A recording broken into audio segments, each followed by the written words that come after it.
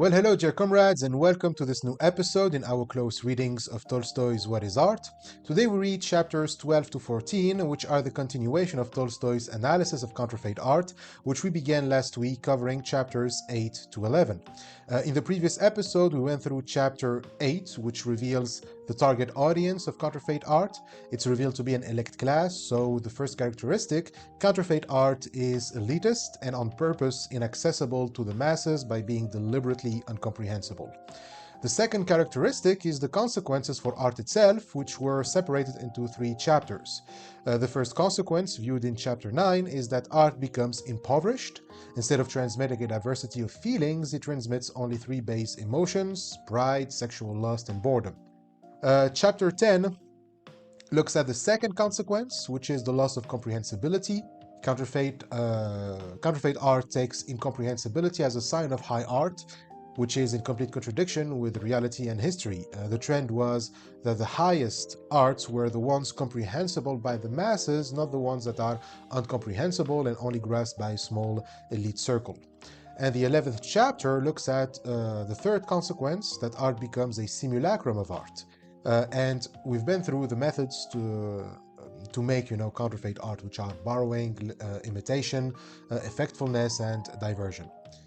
Chapter 12 continues with now the causes or conditions of counterfeit art production, and there are 3 conditions. Tolstoy says, first, the considerable remuneration of artists for their works and the resultant establishing of the artist as a professional. Second, art criticism, and 3, art schools. So in other words, what is that encourages the production of such art? Professionalism, art criticism, and art schools. So let's start with the first one. According to Tolstoy, being an artist was never considered a profession before the division between popular art and upper-class art. Before that division, counterfeit art did not exist, but only religious art was appreciated and encouraged. So the art that not only infects others with feelings, but also infects them with good feelings, okay? That's religious art. The kind of feelings that unite us and get us closer to the ideal set by society. So that art was the only genuine thing we can call art. And so indifferent art was neither appreciated nor encouraged. And of course, there were no counterfeit works of art, or if they were, being subject to the judgment of the whole people, they would drop away at once. So in that setting, artists weren't professionals. But after the division, things changed, because now art is no longer spontaneous, it is not born out of a feeling in the artist who wishes to transmit it, but it is ordered by the people of the wealthy classes. So once the division happened, the upper classes recognized any art as good so long as it afforded pleasure, and this pleasure-affording art began to be remunerated more highly than any other public activity. So it became a job. Artists were now paid to provide a service. Art became commissions. Artists don't make art because they have feelings to convey, but because someone pays them to offer them a beautiful work for their pleasure. And given that the money is good, as Tolstoy says, a great number of people devoted themselves to this activity, and it acquired a totally different character than formerly and became a profession. So once art became a profession, thus a means to survive, to earn a living, but then, as soon as art became a profession, the chief and most precious property of art, its sincerity, became significantly weakened and was partly destroyed. The professional artist lives by his art and must therefore constantly invent subjects for his works and invent them he does. So, in other words, once artists receive remuneration for their art, they no longer seek to convey feelings, but receive the remuneration. And as such, they must constantly produce art that pleases whomever pays them. But then it's no longer sincere, since there are no feelings to convey, and secondly, art becomes tailored to the desires of whomever pays. It's no longer inclusive, but exclusive. Only those who pay for it, since it's made for them specifically, can understand it. So this was completely inconceivable for ancient artists, including prophets, psalmists, and even Homer. In their time, works were considered Works of art, when created by people such as the Hebrew prophets, the authors of the Psalms, Francis of Assisi, the author of the Iliad and the Odyssey, of all folk tales, legends, and songs, who not only received no remuneration for their works, but did not even connect their names with them. So art was actually seen as something that originated from the people and for the people.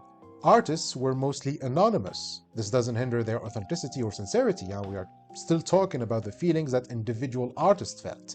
But what matters wasn't the artist himself, but precisely the feeling, which belongs to everyone, since its function is to unite everyone. So, sure, whomever wrote the Psalms, those songs are the manifestation of someone's feelings, and so of their individuality. But the point of art isn't to glorify the person who expressed those feelings, but the feeling itself, which is supposed to be spread across everyone and not exclusive to a small circle. Hence the importance of the artist's anonymity. It's not about the artist, but the feeling. So that's why true art mostly produces folk legends, stories, and songs, precisely because they are shared by everyone. Homer's epics weren't supposed to glorify Homer as much as convey the feelings that he felt, his feelings, to the widest possible audience, who couldn't fail to understand his poems because they're about what everybody already knows. And similarly with Francis of Assisi. He was an 11th and 12th century Italian Catholic friar and poet known for his beliefs that commoners should be able to pray to God in their own language, and often wrote prayers in the local language rather than Latin.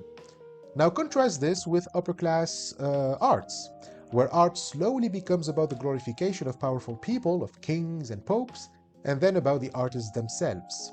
When art was first produced by court poets, playwrights, musicians, who received honor and remuneration for it, and then by official artists who lived by their craft and received remuneration from journalists, publishers, impresarios, and middlemen in general, who stand between the artists and the public and the urban public, the consumers of art.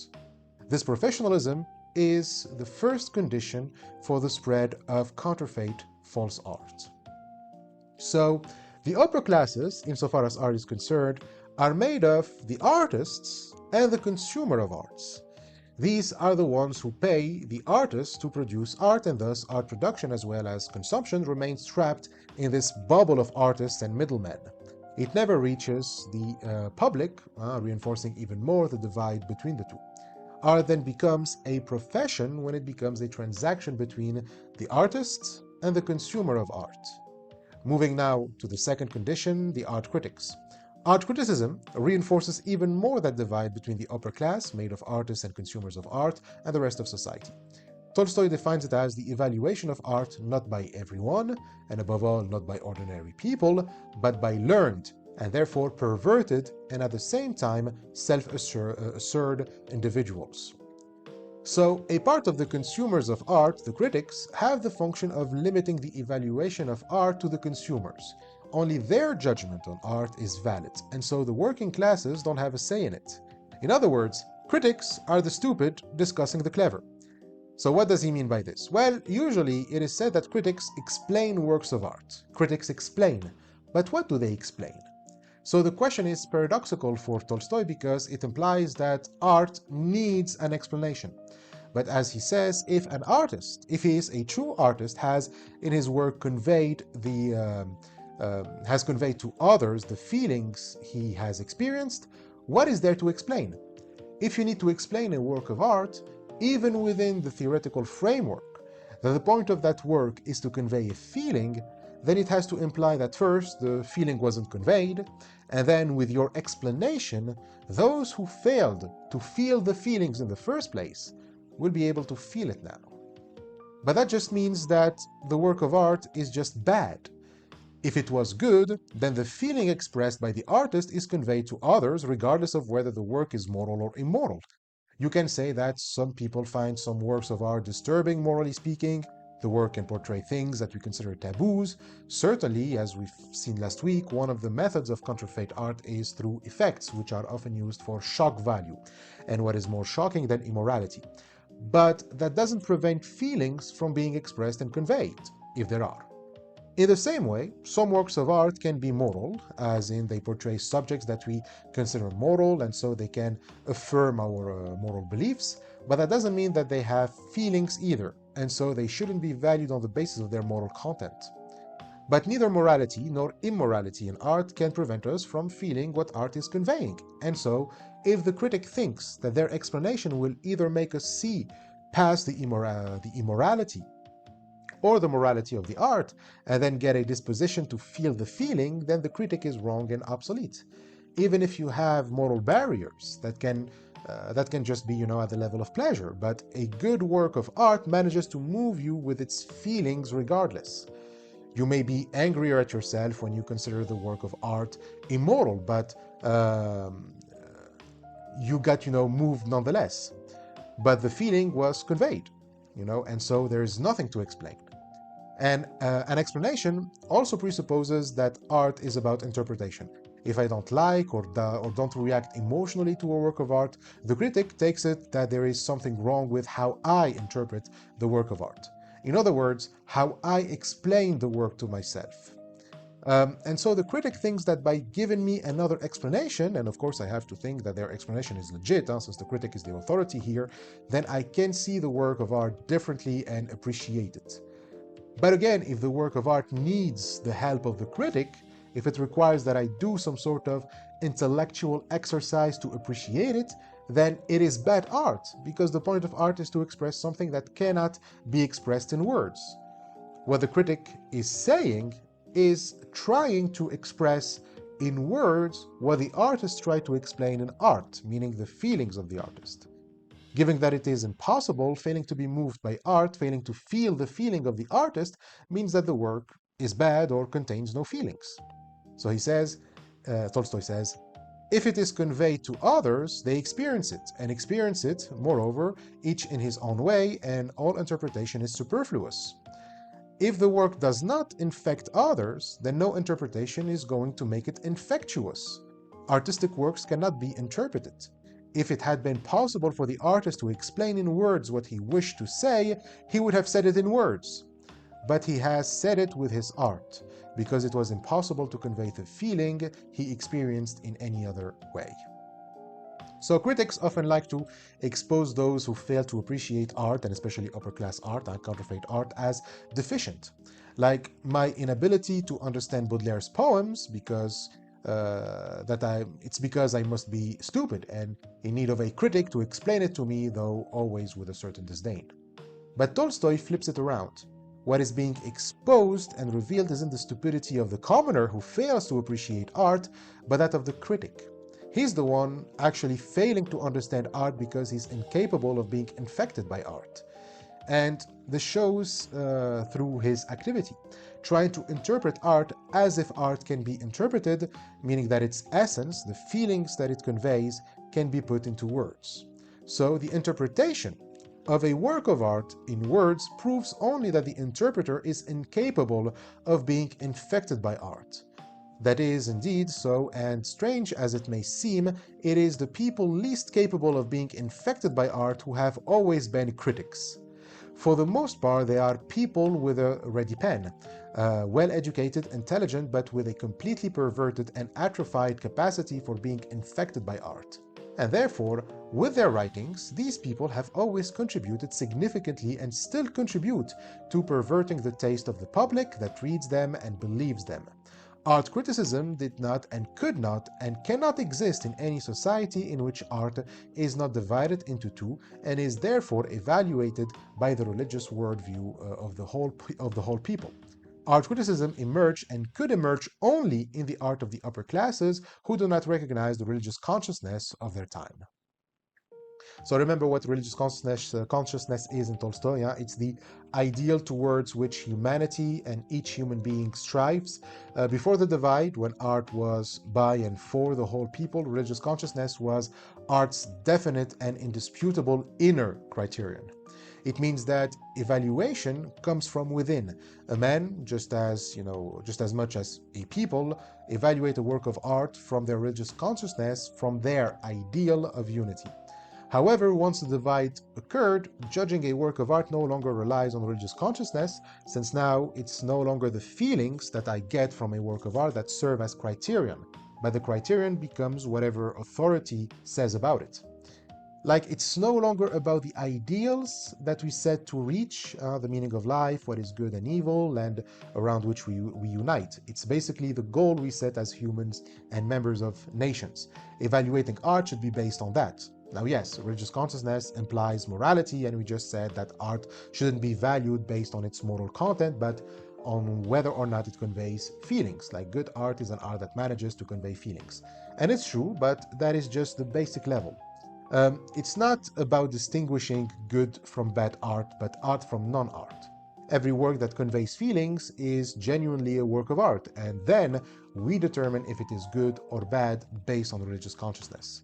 So we ask, is it conveying good feelings that are associated with the ideal, or bad feelings, those that aren't or are opposed to the ideal?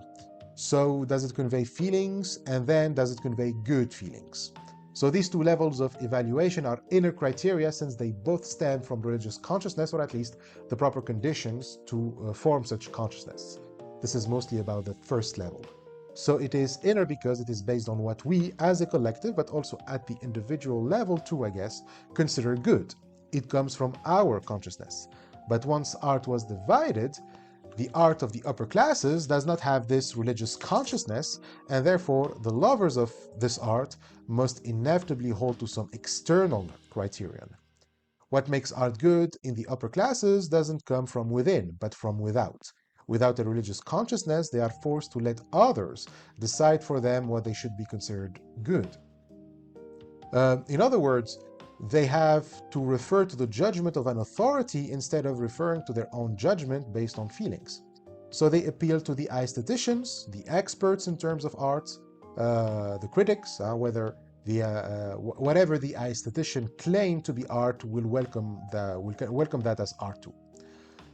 In short, the criterion is the taste of the best nurtured men, the best educated men, that is the authority of people regarded as educated, and not only their authority but also the tradition of their authority.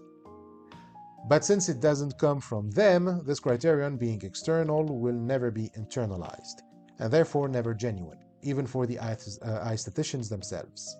Since none of those judgments are based on feelings when it comes to judging art, they cannot be true. Of course, if you want to judge the value of something through your feelings, that's deeply unreliable and misleading. But in art, that's how you form true judgments. But even in the areas in which reliable judgments need to rely on the judgment of the most educated, that still needs to be taken with caution, because the judgments of the best nurtured men are often mistaken, and because judgments that were once correct cease to be so in time. So in short, the pool from which critics and aestheticians try to draw their judgment from is completely unreliable. And yet, the critics, having no ground for their judgments, never cease repeating them, the judgments of the nurtured men. The ancient tragedians were once considered good, and the critics consider them so still. Dante was considered a great poet, Raphael a great painter, Bach a great musician, and the critics, having no standard by which to distinguish good art from bad, not only consider these artists still great, but also consider all the works of these artists great and worthy of imitation. Nothing has contributed and still contributes so much to the perversion of art as these authorities set up by criticism. So we have again the attack on the Western canon. These critics argue that whatever is the best in art is whatever their tradition considers good. My teacher considers Dante a great poet, then I guess I have to consider him a great poet too. And if I want to be a great poet as well, I have to just imitate Dante, I suppose. Again, this doesn't necessarily mean that Dante isn't a real poet or a good poet. Instead, the point is that what makes him a poet or a good poet is the feelings he conveys in his poetry. If you judge him based on something else, on what your teachers or your circle consider good, then you are missing the point. What feelings did Dante convey to you when you read the Divine Comedy? And is it a good or bad feeling based on your religious consciousness? And can it unite humanity beyond the limits of nations or not? So these are the questions that need to be addressed when making judgments on art. And perhaps more importantly, an artist who made a great work of art that unified his nation doesn't mean that his work should be considered a high standard in another nation. Each nation has a religious consciousness that is proper to it, and that's why forcing people into liking only a canon that mostly belongs to another time or another people or another nation with whom we have almost nothing in common is just another way to impoverish art. That Sophocles was a good playwright for the ancient Greeks doesn't mean that he is good for the Russian peasants. So, while he still, can be appreciated, and certainly Russians can feel strong emotions from Oedipus Rex, once translated in Russian, that shouldn't be a reason to force everyone into imitating Sophocles. And that would be doing,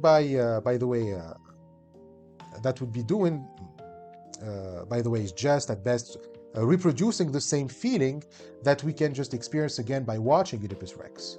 So there is no need for another copy of it. Instead, Russians should also make art that convey new feelings, perhaps feelings that make their identity as Russians and correspond to their religious consciousness as Russians. So the same principle applies in time with different periods of the same nation. A young artist has no obligation in imitating the tradition in order to be a great artist, but only to express his or her feelings and conveying them to others. That's it. All that is required is that he produces a work of art expressing in it in his own particular fashion, as any artist does, the feelings he has experienced. So whether he writes like Dante or Sophocles is completely irrelevant. All that this criterion does is stifling his creativity and discredit him when he actually produces a genuine work of art, because, and perhaps even more than Dante or Sophocles, the majority of people are infected by the artist's feeling, and so his work becomes known. But what does the critic say when confronted with a new work of art that resembles nothing in their canon? Well, they complain that although his work is not bad, still he is no Dante, he's no Shakespeare, he's no Goethe, he's no Beethoven of the late period, because Tolstoy hates, late period Beethoven, he's no Raphael, and the young artist listening to these opinions starts to imitate those set up as examples for him, and produces not only weak but counterfeit false works. So an example that Tolstoy provides is Alexander Pushkin, one of Russia's most renowned poets and writers. His story seems to be identical to that of the young artist who started making genuine art, but then through the influence of false criticism extolling Shakespeare, he turned to counterfeit art. So he writes Boris Godunov, a cold cerebral work, and the critics extol his work, call it exemplary, and imitations of the imitation begin to appear. Minin by Ostrovsky, Tsar Boris by Tolstoy and others. So Alexander Ostrovsky was known as the Russian Shakespeare for his domestic tragedies, satires, poetical fairy tales, and historical dramas. And the other guy isn't Leo Tolstoy, but his second cousin, Alexei Konstantinovich Tolstoy, I think that's how it is pronounced. So he's famous for his historical novel trilogy about Ivan the Terrible, Fyodor Ianovich, the son of Ivan, and then Boris Godunov, Fyodor's successor. So these were the Tsars of Russia during the 16th century. And Tolstoy hates historical dramas because they basically all convey the three base emotions that we mentioned last week: pride, sexual lust, and boredom. But here it's the imitation that is an issue. Not only do these playwrights try desperately to imitate Shakespeare, but they also even end up imitating one another, each trying to prove to the critics that he is the rightful heir to Shakespeare. And not before long, such imitations of imitations fill all literatures with the most worthless, utterly unnecessary works. But why do the critics value these works? Well, the reason is that for critics, as we've seen last time, they value a work of art that is interesting. They don't care about the feelings. They want intellectual stimulation. They want to be able to tell you, ah, I recognize that reference. I know my history. Aha, that's an Easter egg. I'm smart. So, giving that, they are men lacking the capacity to be infected by art. And all critics are that way. If they did not lack this capacity, they would not be able to undertake the impossible interpretation of artistic works. Critics give most attention and praise to cerebral, contrived works and hold up such works as models worthy of imitation. That is why they are so confidently praise the Greek tragedians, Dante, Tasso, Milton, Shakespeare, Goethe, almost everything, and among the new ones, Zola, Ibsen, the music of Beethoven's late period, Wagner. To justify their praise of these cerebral, contrived works, they invent whole theories. The famous theory of beauty is one, and not only do dull but talented people create their works strictly in accordance with these theories, but often even true artists force themselves to comply with them. Every false work praised by the critics is a doorway through which burst the hypocrites of art. So in other words, I like Homer because I know Greek mythology and you don't. But Homer, despite being great, is meaningless to a Russian peasant. Even if the Iliad and the Odyssey are filled with feelings, and anyone who reads them in translation will be moved by them, it's absurd to try to convince commoners that they have to know Homer or that Homer's epics and hymns are, true art, or let's say are the only true art, as if they are incapable of making art and getting moved by that art. So, I mean, sure, it's great that a peasant or a factory worker knows Dante, but that would just be impressive or unexpected, but by no means that can justify the superiority of Dante over what working men can produce art-wise, or that their art isn't genuine. So he says, yet that's what happened because of the critics. By praising the crude, savage, and for us often meaningless works of the ancient Greeks, Sophocles, Euripides, Aeschylus, and especially Aristophanes, the comedy playwright, or the moderns, Dante, Tasso, Milton, Shakespeare, in painting all of Raphael, all of Michelangelo, with his absurd Last Judgment, that's the painting that covers, the whole altar of the Sixtine Chapel and depicts Jesus' second coming. In music, all of Bach and all of Beethoven, including his late period, especially his late period. It is only thanks to these critics that in our time too, the Ibsens, the Maeterlincks, the Verlaines, the Mallarmés, the Puvis de Chavans, Klingers, Boecklins, Stucks, Schneiders, and in music, the Wagners, Liszt, Berliozes, Brahmses, Richard Strauss's, and all. And the whole enormous mass of these imitators became possible.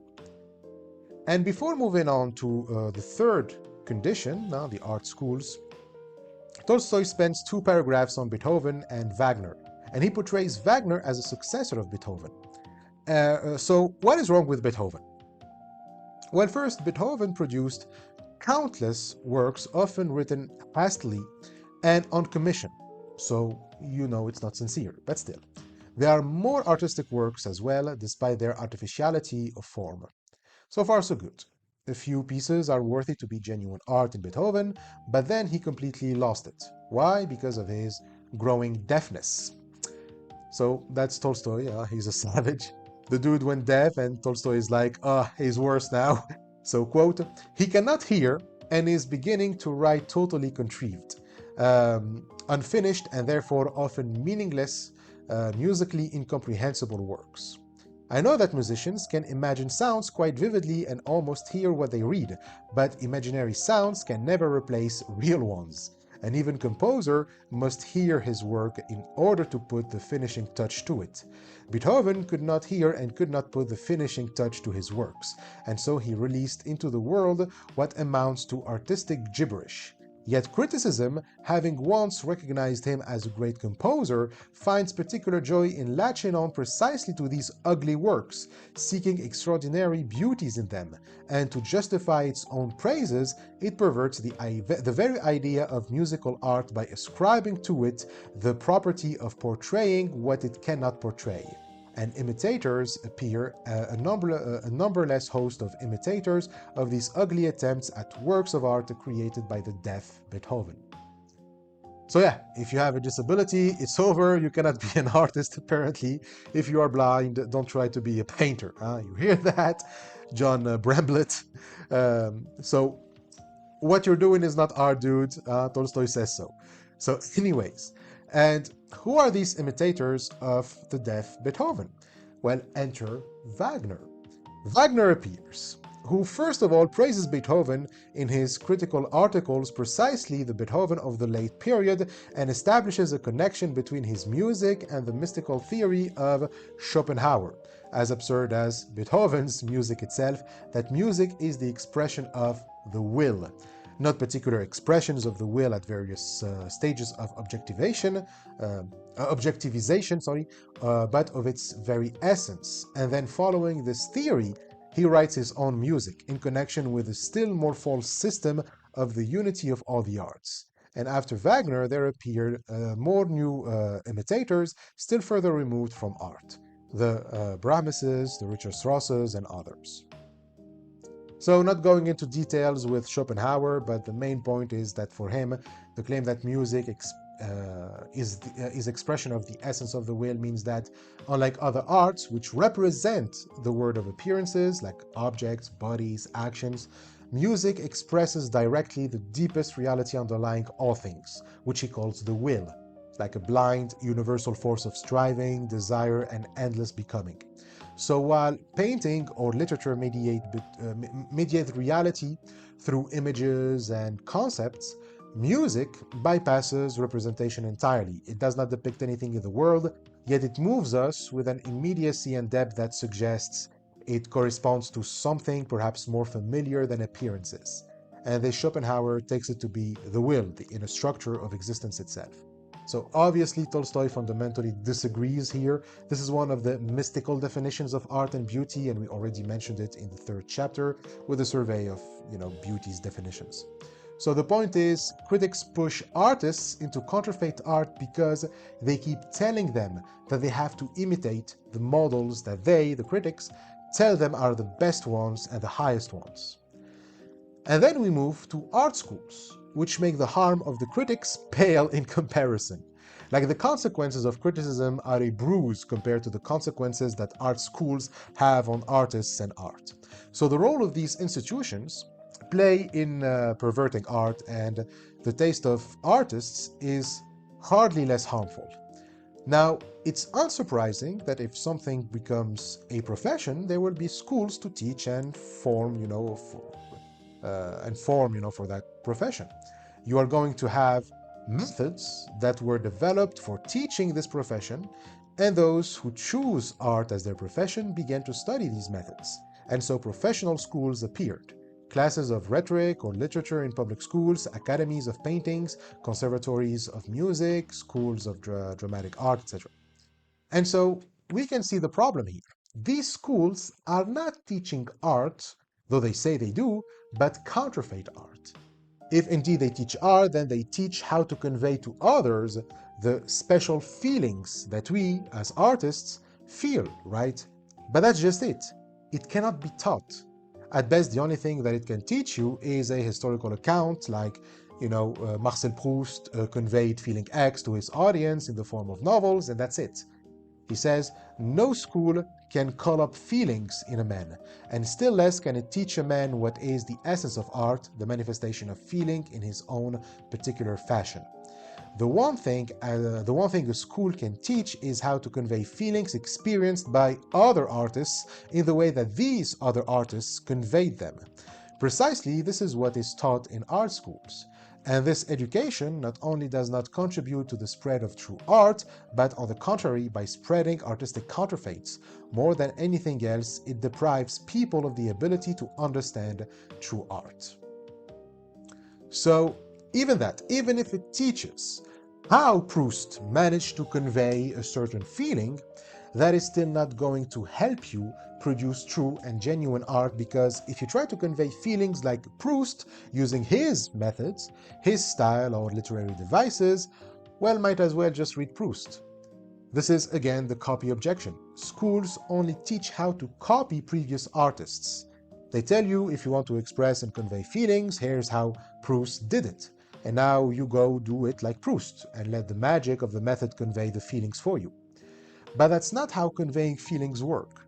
I mean, what's, most likely to happen, and it's what happens, people just start comparing,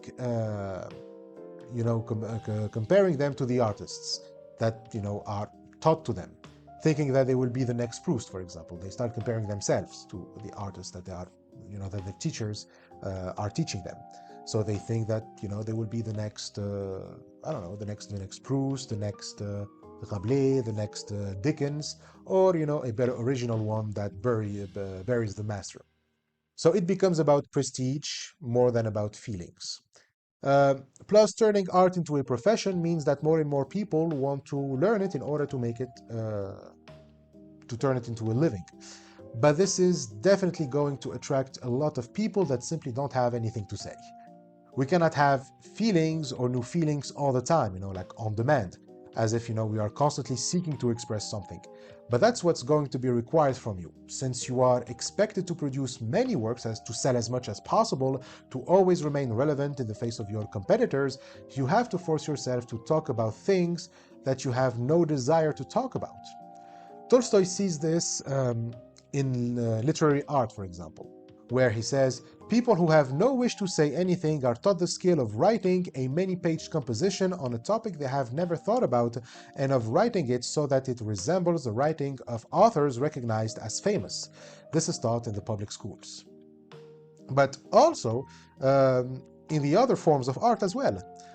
In painting, the main education consists of drawing and painting from life and nature, mainly the naked body, precisely what one never sees and what a man occupied with real art hardly ever has to portray, and of drawing and painting it in the same way as earlier masters did. The composition of paintings is taught by giving subjects similar to those treated by earlier recognized celebrities. So too, in the schools of dramatic art, the students are taught to deliver monologues in exactly the same way they were delivered by tragic actors considered famous. So too in music, the whole theory of music is nothing but an incoherent repetition of the methods that recognized masters of composition used to create their own music. So what do art schools get wrong? Well, ironically, Tolstoy gets his answer from the Russian painter Karl Pavlovich Bryullov, I think that's how it is pronounced, who, get this, was head of the Russian Romantic School, and he often painted historical subjects and court portraits, so everything that Tolstoy supposedly hates, but still Bryullov said something that touched Tolstoy that apparently he can't shut up about. So this quote or anecdote from Bryullov shows best of all what can and cannot be taught in schools. So Bryullov, he's an art teacher in schools, but whatever. So during one of his art classes, he corrected a student's sketch. So he, this is how Tolstoy reports the anecdote. He touched it up a little here and there, and the poor dead sketch suddenly came to life. The students were amazed by it, and one of them said, why, you just touched it a little bit and everything changed. And Bryullov replied, art begins where that little bit begins, expressing in these words the most characteristic feature of art. Okay, so what's this little bit here? An example from music again. According to Tolstoy, artistic musical performances require three conditions. He highlights that this isn't about musical perfection, but simply for the musical performance to be artistic, meaning that it produces infection. So for perfection, there are other conditions like the transition from sound to sound be abrupt or blended, that the sound increase or diminish gradually, that it combine with one sound and not with another, that the sound have this and not that timbre, among other things. But for it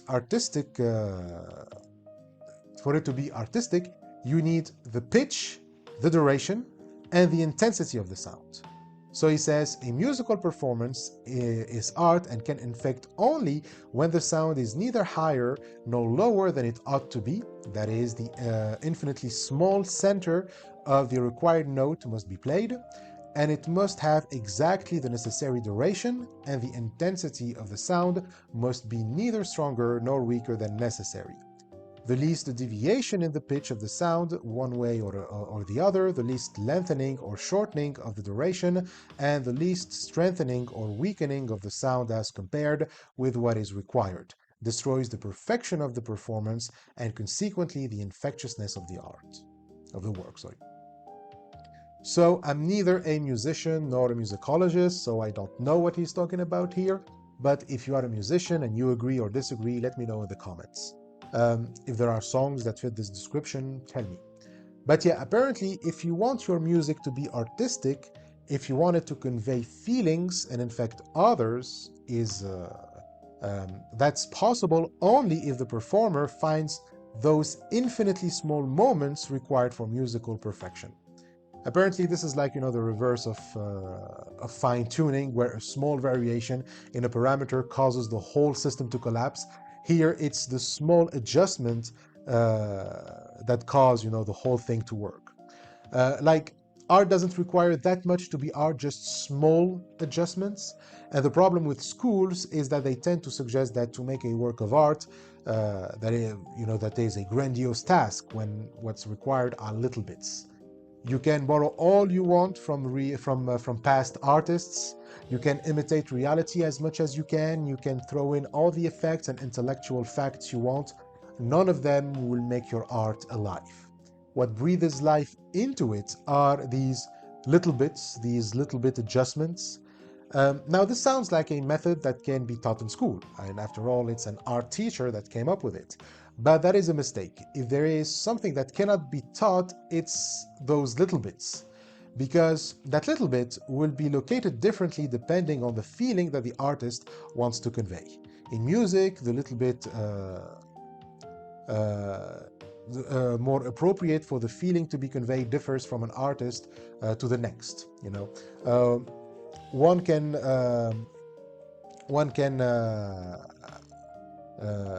can say, here's the appropriate volume for a work of art. This is your little bit. But, they can do that for themselves, but they cannot tell you what the little bit is for you. Okay, only you as an artist can know what is your little bit. No one can teach you this, no matter what. No matter what art form you want to express that feeling through. The only thing that can help you find those little bits, those infinitely small centers, is the feeling itself. So he says, it is the same in all the arts. A little bit lighter, a little bit darker, a little bit higher, lower, to the right, to the left in painting, a little bit weaker or stronger in intonation, a little bit too clear or too late in dramatic art. In poetry, a little bit too much said or not said or exaggerated, and there is no infection. Infection is achieved only when and insofar as the artist finds those infinitely small moments of which the work of art is composed. And it is absolutely impossible to teach someone in any external fashion how to find these infinitely small moments. They are found only when a man gives himself to his feeling. No education can bring a dancer to follow the exact beat of the music, or a singer or violinist to strike the infinitely small center of a note, or a draughtsman to draw the only necessary line out of all possible lines, or a poet to find the only necessary arrangement of the only necessary words. Feeling alone can do that, and therefore schools can teach what is required for creating something resembling art, but never art itself. School education stops where little bit begins, and therefore where art begins. So I guess this means that Bryullov found that little bit in the sketch by leaving the school mindset, right? But I don't know much about Bryullov, so moving on. The point is, what schools do is the same as the critics. They make people accustomed to art simulacra. But accustoming people to what resembles art makes them unaccustomed to understanding true art. So the only people incapable of understanding true art are those accustomed to counterfeit art. Art schools turn people into art zombies, basically.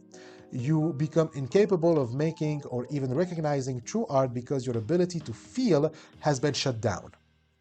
You don't react to feelings, but just to intellectual stimulation and intellectual pleasures. If these aren't present, true art simply passes over your head, and you won't even notice it. While all you notice is a hypocrisy of art. Just like theologians no longer recognize a true religion and are brainwashed into superstition and love of authority, schools turn people into aestheticians, the modern theologians for Tolstoy. As he says, there are no people duller with regard to art than those who have gone through professional schools of art and have been most successful in them. These professional schools produce a hypocrisy of art of exactly the same sort as the religious hypocrisy produced by schools that educate pastors and various kinds of religious teachers. As it is impossible to educate a man at school to be a religious teacher of men, so it is impossible to teach a man to be an artist. Thus, art schools are doubly uh,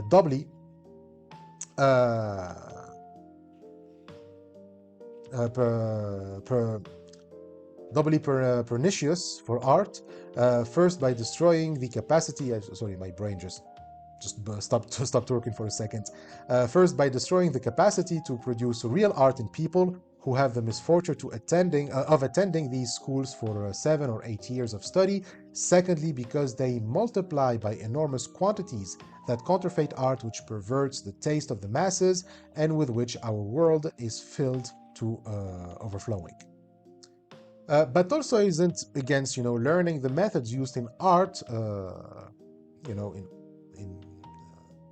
in art, in art schools, like learning how to draw, how to sing, how to dance, or how to play music.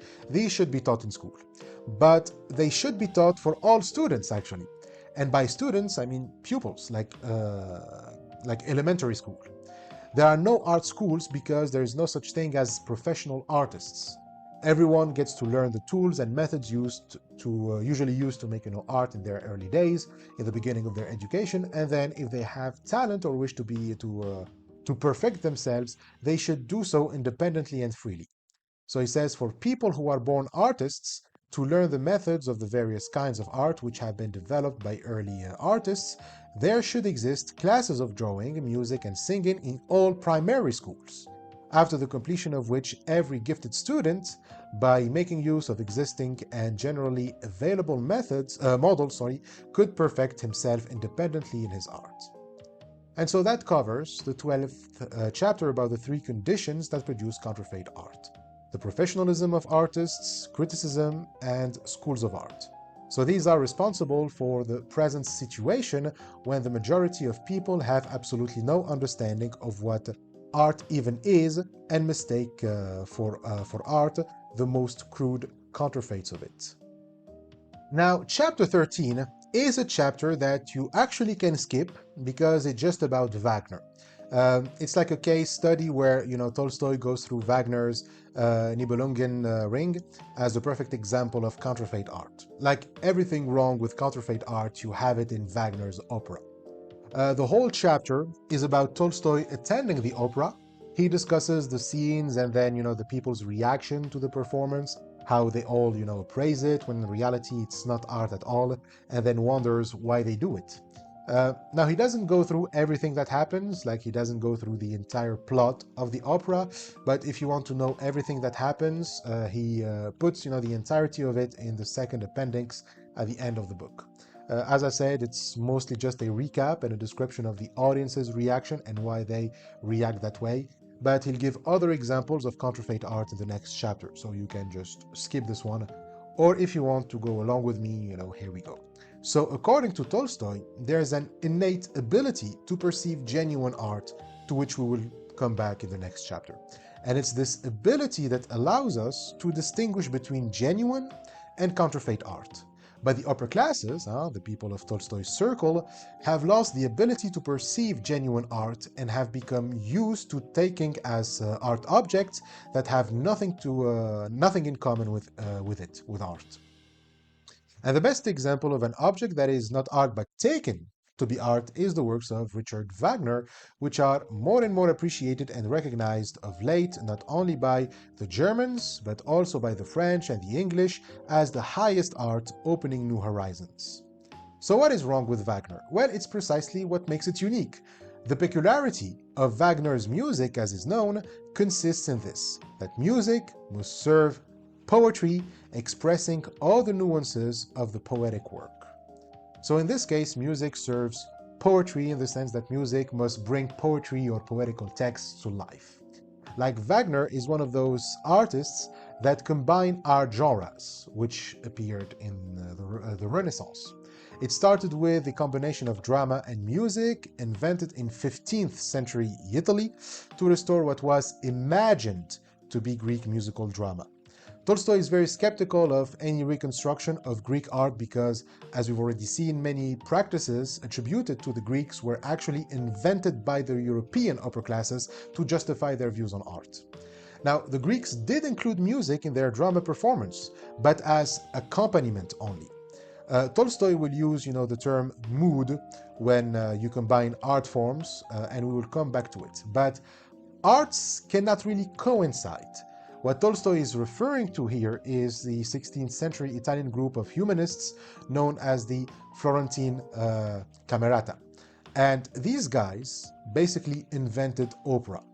They believed Greek tragedy was entirely or mostly song, so they attributed to the Greeks a unified fusion of poetry and music, and from this they invented opera. The first opera that we know of was from Jacopo Peri, a 16th century Italian composer. The problem was they had very limited evidence about actual Greek performance, so what they reconstructed was partly guesswork, idealization, and projection of their own aesthetic desires. In reality, Greek drama did include music, but not everything was sung. Dialogue was largely spoken. The chorus was singing, and music, especially the olus, accompanied that singing. But it wasn't a seamless musical flow like an opera.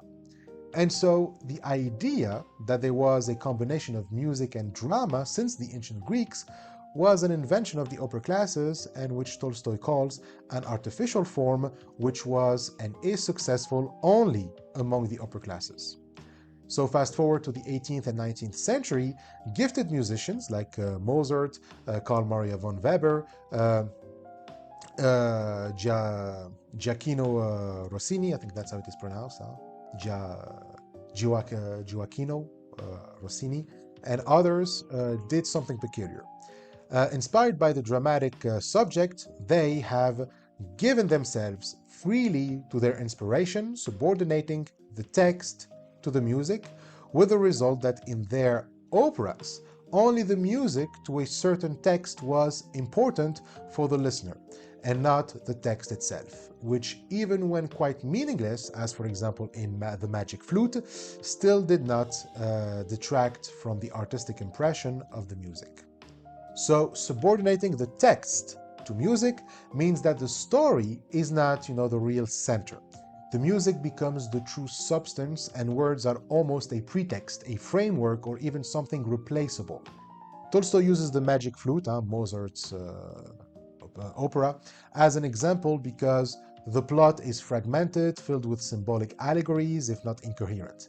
But that's not a problem because the music is extraordinarily powerful and beautiful, and that's all that matters. Even if the text is weak or absurd, the audience still experiences strong artistic pleasure because what they are really responding to is the music. Already Tolstoy despises this, but what Wagner did was worse.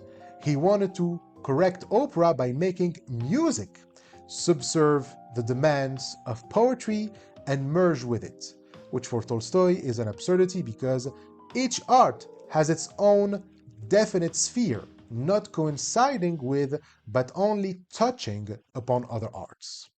In other words, drama and music, they don't coincide with each other, but simply touch upon one another. When you have a piece of music during a play, that is an accompaniment. a combination to create a mood. You cannot use the music to express what the play is trying to express. I mean, you can use whatever medium you want to express your feelings. If you have feeling X and I express it through music, that doesn't mean that I could only express it through music. It's not like there are feelings that can only be expressed through music or poetry or drama. When Tolstoy says that each art has its own sphere, he's not talking about feelings, but how it expresses them. Painting expresses feelings visually. You know, that's its sphere when it is, that's its sphere with its proper techniques. Uh, Whereas poetry expresses them verbally, etc. But all arts can express the feelings that you want to express. And because of this ability, there is no point or need to combine them or pretending that they coincide like Wagner and his predecessors do. Poetry is already perfectly capable of conveying feelings. It doesn't need the rescue of music to do that. There's nothing lacking in the sphere of poetry to convey certain feelings. And therefore, if you combine arts, you face only three options, if you have, feelings to convey. For example, if you add music to drama, either you want both means to express the same feelings, which will be redundant. I mean, just pick one form of art at a time. No one needs, to get infected twice with the same feeling. Or you just randomly decide that in the same work, you want the drama to express one feeling while the music expresses another. But then they don't coincide, they simply touch upon one another. Or you don't think that a certain medium can convey feelings, so it is, feelingless, and you count on another medium to do the job. But then you end up with a work that contains both genuine art, though the medium that conveys feelings, through the medium that conveys feelings, and counterfeit art through the one that doesn't. And then we wonder why you include the counterfeit art in the first place. So these are the reasons Wagner's operas are, according to Tolstoy, trash. Apparently, music must come to the assistance of drama to do whatever Wagner is trying to do. And if we follow this line of reasoning, we'd actually have only one art, and all the other arts are just subordinated to it, which makes them all the same, actually.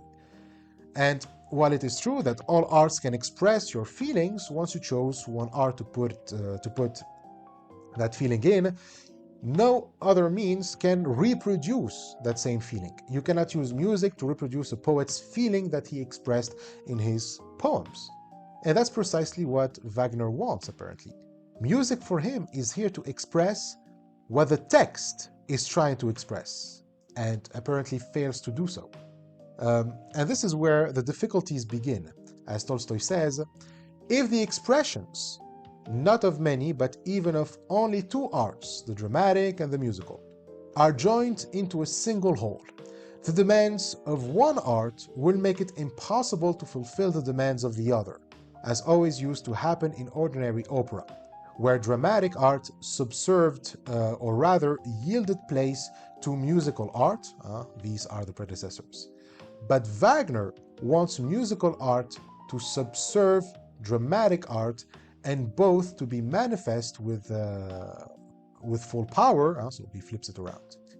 But this is impossible because every work of art, if it is true work of art, is the expression of the artist's innermost feelings, completely exceptional, unlike anything else. Such is the work of music, and such is the work of dramatic art, if they are true art. And therefore, in order that the work of one art should coincide with the work of the other, an impossible thing must occur: that two works of art from different spheres be completely and exceptionally unlike anything that has been before, and at the same time coincide and be completely like each other. And this cannot be, just as there cannot be not only two people, but even two leaves on a tree that are completely the same. Still less can two works from different spheres of art, the musical and the verbal, be completely the same. If they do coincide, then either one is a work of art and the other a counterfeit, or both are counterfeits. Two living leaves cannot be completely like each other, but two artificial leaves can be alike. It is the same with works of art. They can coincide fully only when Neither the one nor the other is art, but only a contrived simulacrum of art. So in other words, if we have a play as a form of art, if it is genuine, that play is the expression of the playwright's feelings. If I add music to turn it into an opera, I consider that the music is either also an expression of the playwright's feelings, and therefore I'd believe that it is possible to copy feelings or produce feelings. This is what it means to, coincide. That music can produce the same feelings conveyed by a play after the play has been written and produced. And so this option is obviously absurd because that play is the expression of what is inherently unique, someone's, the artist's feelings. Or that somehow the play cannot express the playwright's feelings, but with the music it can, which means that I have somehow access to the playwright's feeling even though the play doesn't express them. So either the play is a counterfeit despite the playwright having feelings, or the play isn't a counterfeit despite not expressing the playwright's feelings. And none of them makes sense, because a counterfeit art, while the artist has feelings when making that art, is a contradiction. And so this is where Tolstoy explains his notion of moods. As we said, putting different arts together isn't controversial. After all, hymns, songs, and ballads are more or less, combination of poetry and music. So both arts, poetry and music, combine there. But Tolstoy insists that by combining, he doesn't mean what Wagner wants. Music and poetry combine not in such a way that music follows each verse of the text as Wagner wants, but so that the one and the other produce the same mood. So moods can be thought of as aesthetic settings that put you in a certain state of mind that either helps or hinders the infection process. You are set in the right mood when that mood puts you in the correct conditions to receive the feeling, and the wrong mood when it distracts you, let's say, from the infection. So obviously, the medium here, the medium that is here, just to set a mood, won't be considered art, since it is not conveying a feeling, but simply setting up the favorable, mood to get infected. In Greek drama, the chorus and the music are here to set the mood, not to infect. They're not here to infect you with the feeling that the drama tries to infect you with. So when you put together mediums to produce a mood, like when lyrical poetry and music come together in hymns, that mood can be replicable. Other combination of lyrical poetry and music or of other mediums can reproduce the same mood. And so, since moods coincide, since they are replicable, mediums can coincide too, but only when their goal is mood production. If it is feelings, their goal, they cannot coincide. Only one can produce an artistic impression, while the other is either a counterfeit of art or a mood producing. And that combination, as Tolstoy says, happens only because lyrical poetry and music have in part the same goal, to produce a mood. And the moods produced by lyrical poetry and music may more or less coincide. Yet in these combinations, the center of gravity is always in one of the two productions, so that only one of them produces an artistic impression, while the other goes unnoticed. Still less can there be such a combination of epic or dramatic poetry and music. So given that epic or dramatic poetry can never be a mood producer, it cannot be combined with music as to coincide with it. If it can be combined, then music is just going to play the role of producing a mood. But it will be weird that I would need that mood throughout the entire poem or performance to get infected by it. If someone says it's necessary, they are probably hoping that I will just, forget about feelings because there aren't any, and they are just trying to cover it up with the music. Another problem with trying to combine arts to make them coincide is that one of the main conditions of artistic creativity is the total freedom of the artist from any sort of preconceived demands. So since art is about the artist's conveyed inner feelings, it's important that these feelings are spontaneous and genuinely his. That is why modern art feels so disingenuous, because it's always responding to an external demand. Artists produce art not because they want to express their inner feelings, but because they are responding to the demands of their patrons, their fans, their producers, the market, etc. Just like in the early, Renaissance, where artists respond to the demands of kings and popes. So the problem is that external demand isn't just limited to external agents. You can, for example, end up in that situation while no one forces you into it, but just by trying to combine art forms. Wagner, as we said, wants music to serve poetry, right? And as such, he forces himself to make music according to the demands of poetry. And of course, since this is his theory of art, which he takes to be the best theory there is, just like, all the aestheticians who argue about beauty and what art is supposed to be, then unless you too use music to serve poetry, you're not a real composer or musician. So no musician can genuinely make music anymore, since all they must do, all music that they can do must be done according to the demands of poetry. And that's to a preconceived demand. Just like the studio imposes on you a restriction before you ever start composing, that is a preconceived demand, Wagner wants the mediums themselves to impose such restrictions. And therefore, this necessity of adjusting one's musical work to a poetic work or vice versa is just such a preconceived demand which destroys any possibility of creative work. Tolstoy loathes operas because that's what they are about, mediums adjusted to each other. And so these productions can only be not works of art but simulacra of it, like the music in melodramas, captions under pictures, illustrations, opera librettos. Such too are Wagner's productions. And just like today, all works of art, because they are following these adjustment demands, are all replicas and thus are all replaceable. So too are the mediums in Wagner's productions. The only one that can claim to be essential is poetry, the text, but the music doesn't matter. Let's bring in an essential feature of a genuine work of art here. Tolstoy says the chief feature of every true work of art is wholeness, organicness, when the least change in form disturbs the meaning of the entire work.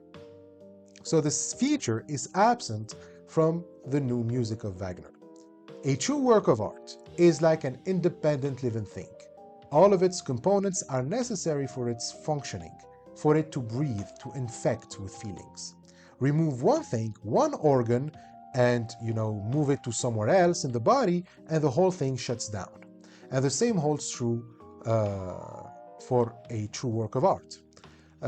Whether a poem, drama, painting, song, or symphony, their ability to infect with feelings, just like our ability to breathe, comes from the same fact, that one cannot take one line, one scene, one figure, one measure from its place and put it in some other place without disturbing the meaning of the whole, just as one cannot but disturb the life of an organic being by taking an organ from its place and putting it somewhere else. But in Wagner's music of the latest period, with the exception of certain insignificant passages that have independent musical meaning, one can make all sorts of replacements, putting what came earlier into later part and vice versa, without thereby changing the musical meaning. The meaning of Wagner's music is not changed because it is contained in the words and not in the music. So indeed, if the music is here to serve the plot, then it is the plot that gives meaning to the music. The meaning of the servant is always derived from the fact that it serves a master. So the master gives meaning to the servant. And so, being without a meaning of their own, servants can be replaced indefinitely. As long as the master survives, who cares how many servants have passed away, right? So what matters is that the king lives regardless of how many pawns were sacrificed.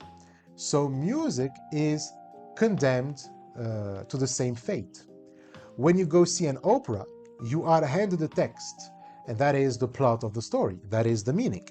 None of the songs or music you will hear on stage has meaning on its own.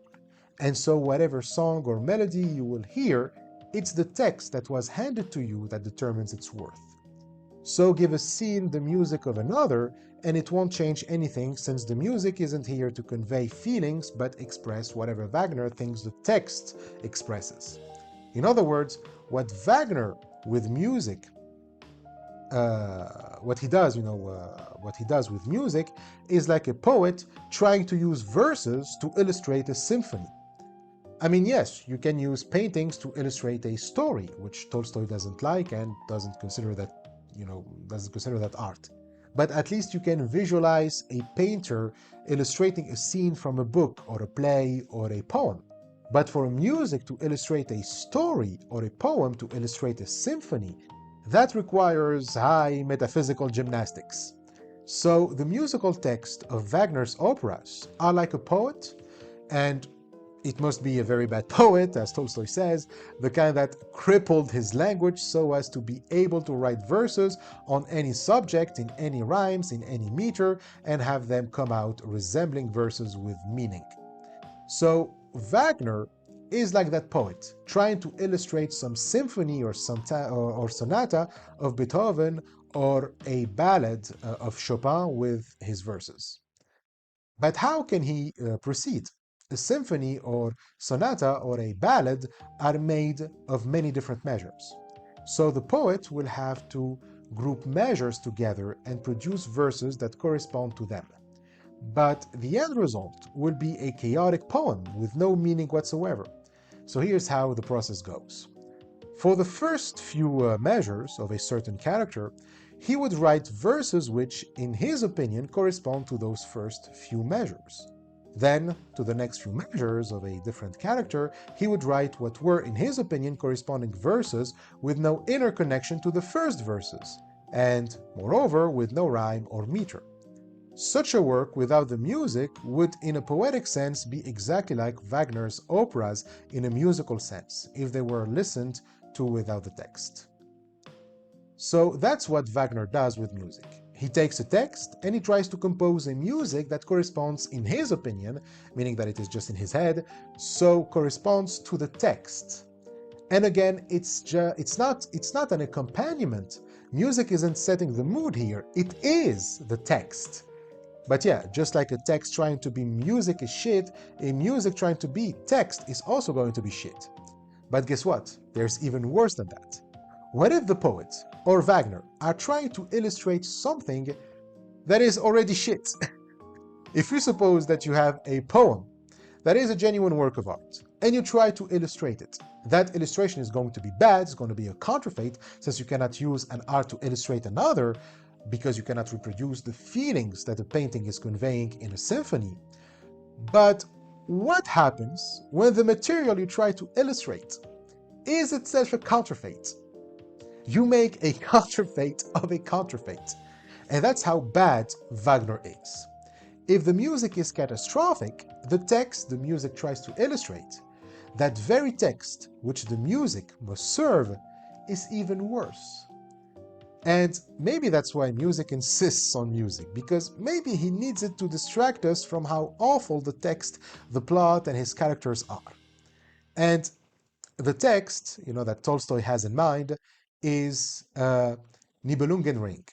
The Ride of the Valkyrie, that's from Wagner's opera. You know the song. I mean, music drama, to be more precise, it's not really an opera, but that's like, his greatest work, and as Tolstoy says, it has accompanied such great significance in our time, it has so much influence over everything that nowadays passes for art, that every man of our time must have some idea of it. Okay, so everybody knows the Ride of the Valkyries. Okay, you just write on YouTube, the Ride of the Valkyries, and you will hear the music, and you will instantly recognize it because it's so iconic. Everybody knows it. So the whole drama is composed of 4 parts. But we don't need to know, what's the story about, But if you want, Tolstoy himself, like I said, provided a summary of it in the second appendix at the end of the book, and he advises the readers to read it in order to form an idea of this extraordinary work.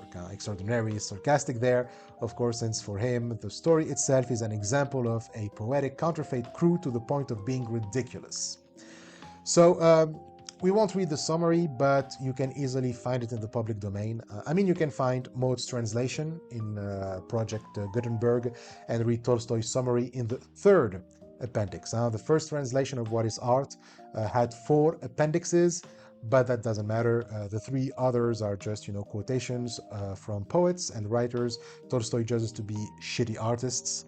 So you can find the whole story of Ring des Nibelungen there, third appendix in Maude's translation, and the second appendix in the Penguin edition that we are, reading from.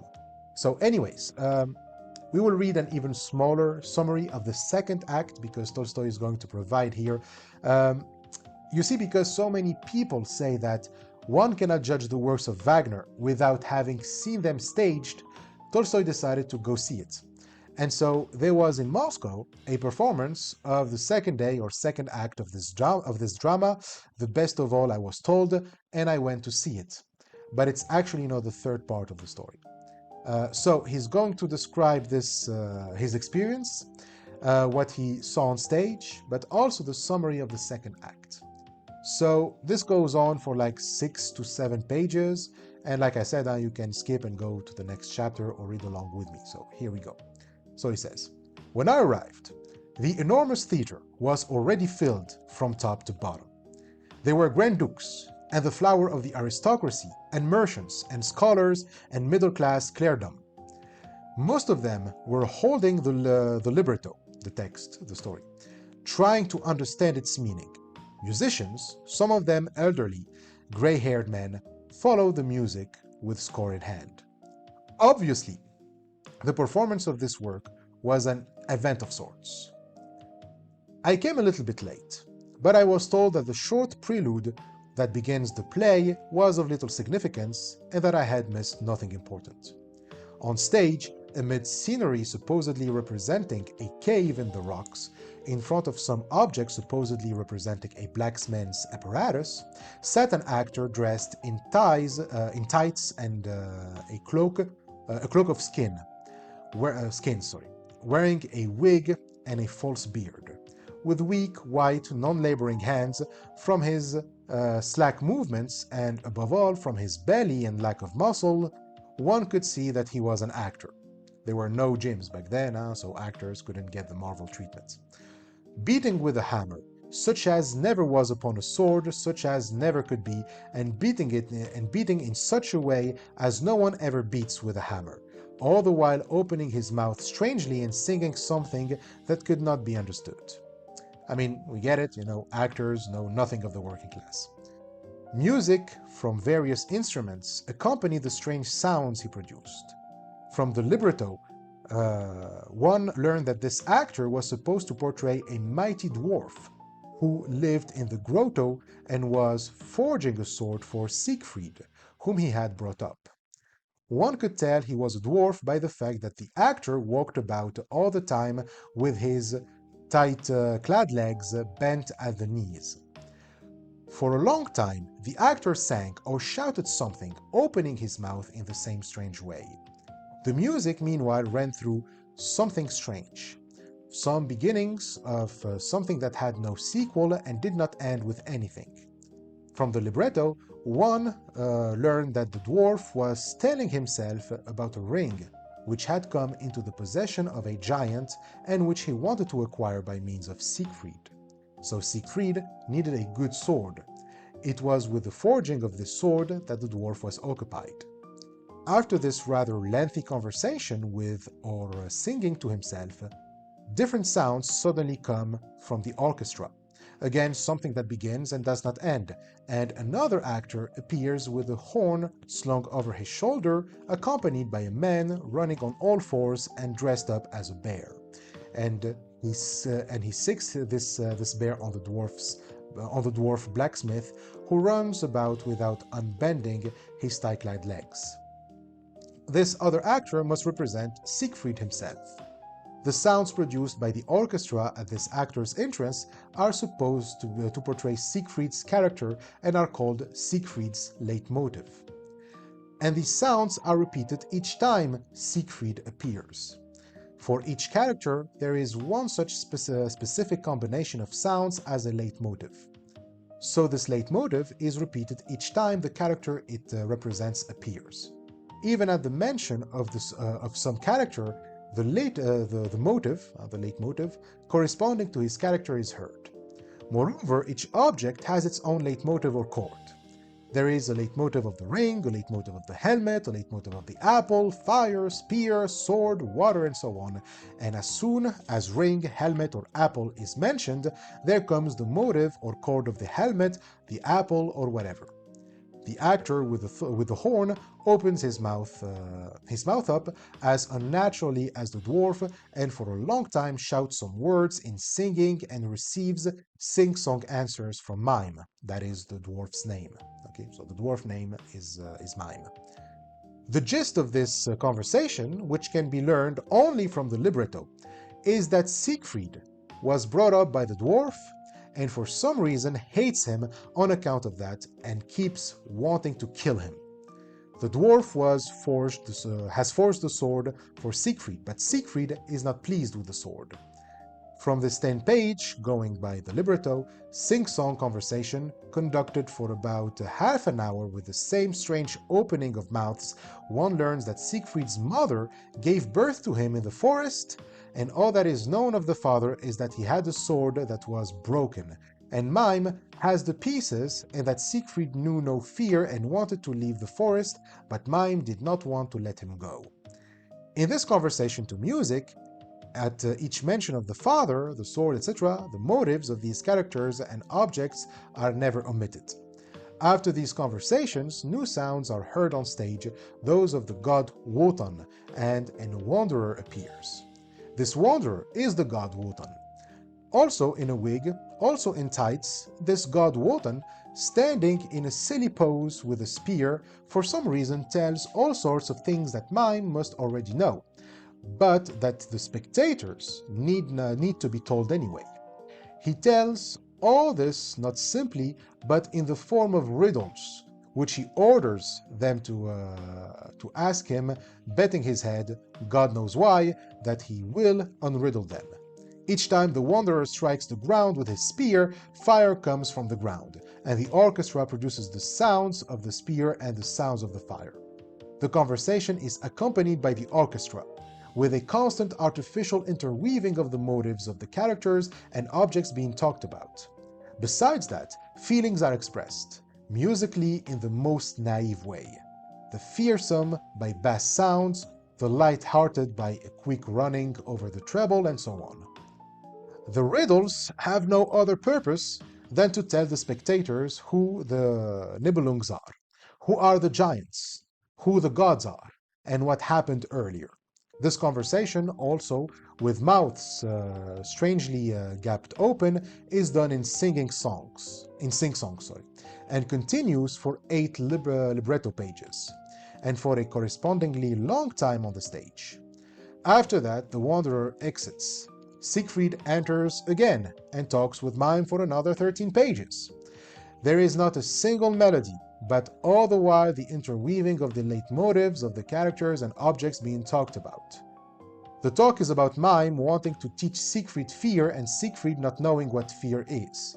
Having finished his conversation, Siegfried seizes the pieces of what must represent the pieces of the sword, sews it up, puts it on what must represent the forge, welds it together, and then hammers on it, singing, "Hey-oh, hey-oh, hey-oh, ho-ho, ho-ho, ho-ho, ho-ho," I don't know what. And the first act is over. The question with which I had some of the theater was for me indisputably resolved, as indisputably as the question of the merits of the story by the lady of my acquaintance, when she read me the scene between the loose-haired girl in the white dress and the hero with 2 white dogs and a hat with a feather à la Guillaume Tell. So we've seen that story, that's from last week, chapter 11, when a female writer read her story to Tolstoy and it was, shitty. So he's saying that Siegfried and Mime's story is as shitty. So he continues, "There is nothing to be expected from an author who can compose such false scenes, cutting like knives at the aesthetic sense, as those I had seen. One can boldly decide that everything this author writes will be bad, because this author obviously does not know what a true work of art is. I wanted to leave, but the friends with whom I had come begged me to stay, insisting that one could not form a decision by this one act, that it would get better in the second, and so I stayed for the second act. Second act, night. Then dawn breaks. Generally, the whole play is filled with dawns, fogs, moonlights, darkness, magic fires, thunderstorms, and so on. The stage represents a forest and a cave in the forest. By the cave sits a third actor in tights, representing yet another dwarf. Dawn breaks. Again the god Wotan enters with his spear, again in the guise of a wanderer. Again his sounds are heard, and new sounds as bass as can be produced.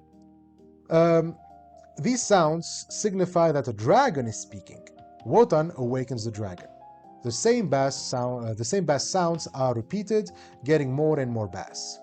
The dragon first says, "I want to sleep." Then he crawls out of the cave. The dragon is played by two men dressed in a sort of green scaly skin, who swing the tail at one end, and at the other open a struck-on crocodile-like maw, from which comes the light of an electric bulb.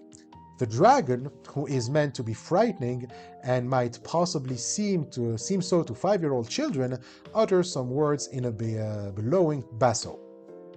This is also stupid, so farcical, that one wonders how people older than 7 can seriously attend it. Yet thousands of quasi-educated people sit there, listening and watching, attentively admiring it. Siegfried enters with his horn and mime. The orchestra plays the sound signifying them, and Siegfried and Mime talk about whether Siegfried does or does not know what fear is. Then Mime exits, and there begins a scene that is meant to be most poetic. Siegfried, in his tights, lies down in what is supposed to be a beautiful pose, now silent, now talking to himself. He dreams, he listens to the birds singing and wants to imitate them. To that end, he cuts a reed with his sword and makes a pipe. Day dawns more and more. The bird sings. Siegfried tries to imitate the birds. From the orchestra comes an imitation of birds mixed with the sounds corresponding to the words he speaks. But Siegfried does not succeed in playing the pipe, so he plays his horn. The scene is unbearable. There is no trace of music in it. That is, of art serving as a means of conveying the mood experienced by the author. There is something completely incomprehensible in a musical sense. In a musical sense, there is always hope, followed immediately by disappointment, as if a musical thought were begun and at once broken off. If there is anything resembling the beginnings of music, these beginnings are so brief, so encumbered with complicated harmony, orchestration, effects of contrast. They are so obscure, so unfinished, and with all that, the falsity of what takes place on stage is so repulsive that they are hard to notice, to say nothing of being infected by them. And the main thing is that the author's intentions are heard and seen from the very beginning to the end, and in every note, so much so that one sees and hears not Siegfried or the birds, but only the limited, self-confident bad tone and bad taste of a German, Wagner, whose ideas of poetry are absolutely false, and who wants, in the most crude and primitive fashion, to convey these false notions of poetry to me. How dare he! Everyone knows the feeling of distrust and resistance evoked by the obviousness of an author's intentions. A narrator needs only tell you beforehand to get ready to weep or laugh, and you are certain not to weep or laugh. But when you see that the author not only prescribes that we be moved by something that not only is not moving but is ludicrous or repulsive, and when you see furthermore that the author is unquestionably certain that he has captivated you, the result is a heavy, tormenting feeling similar to what anyone would experience if an ugly old woman dressed up in ball gown and smiling, twirling in front of you, certain of your sympathy. Tolstoy is a certain savage. This impression was reinforced because I saw around me a crowd of 3,000 people who not only listened obediently to this totally incoherent, cringy gibberish, but consider it their duty to admire it. Somehow I managed to sit through the next scene with the entrance of the monster, accompanied by bass notes interwoven with Siegfried's leitmotif, the fight with the monster, all the roaring, the flames, the brandishing, the brandishings of the sword, but more I could not endure, and I rushed from the theater with a feeling of revulsion that I still cannot forget. Like, honestly, if you're an artist and you read this book, for you, this is 200 pages of emotional damage. I mean, the dude is unhinged. Or by the way, he talks about Wagner. You feel like, he's the one going through emotional damage. So that's the summary of what he witnessed and also his reaction and experience. Wagner is to Tolstoy what contemporary art is to us. The banana pasted on a wall is the modern version of Ring des Nibelungen. And indeed, the comparison is warranted because the audience who react to contemporary art, they react and think, in the same way as the audience who attended Wagner's musical drama. They praised whatever, dog shit you throw at them as art. Like, it gets so bad that even beauty is no longer a criterion anymore. Like, these people are so desperate to fit within the norms and codes of their social classes that they praise, anything so long as it conforms to their social norms and status. They would get offended and defensive whenever you tell them that they are consuming garbage and attack, and exclude genuine art. They'll tell you that if you don't see the genius of a banana pasted to a wall or a giant butt plug in a public place as art, and yes, that exists, it's because you don't know or understand what art is, you low-life knave. Tolstoy is right here. Those, friends who kept telling him that he has to stay, that he will love it if he just sits through the entire thing, are the same ones who argue that no one can be well-read and miss on the artistic impressions. Since the working classes aren't pleased by our work, then the working classes are just stupid. And sure, many in the upper classes are critical of modern contemporary art, but in the same way as Tolstoy already described with the upper classes of previous generations, reacting to the upper classes of the upper class art of the younger generation, while missing the fact that the new generations are just the logical continuation of what the older generations began. So that is why criticism of contemporary art is also loaded with right-wing and reactionary content. Like, fascists dislike contemporary art and decadent art, but just to go back to an art that is explicitly about manifesting beauty, meaning about pride, boredom, and sexual lust. So the rest of the chapter is an analysis on those audience members, those who believe dogmatically that what they consume is genuine art. And Tolstoy contrasts them again with the working classes.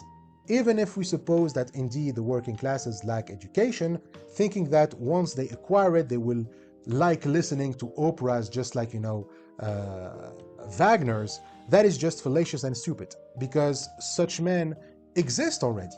There are educated working class people, and Tolstoy knows them, but as he says, listening to this opera, I could not help thinking of a respectable, intelligent, literate village laborer, one of those intelligent, truly religious men whom I know among the people, and imagining the terrible perplexity of such a man if he were to be shown what I had just seen that evening. What would he think if he knew of all the effort expended on this performance, and saw that audience, the mighty of this world, whom he is accustomed to respect, these old, bald-headed, gray-bearded men sitting for a good 6 hours in silence, attentively listening to and watching all this stupidity?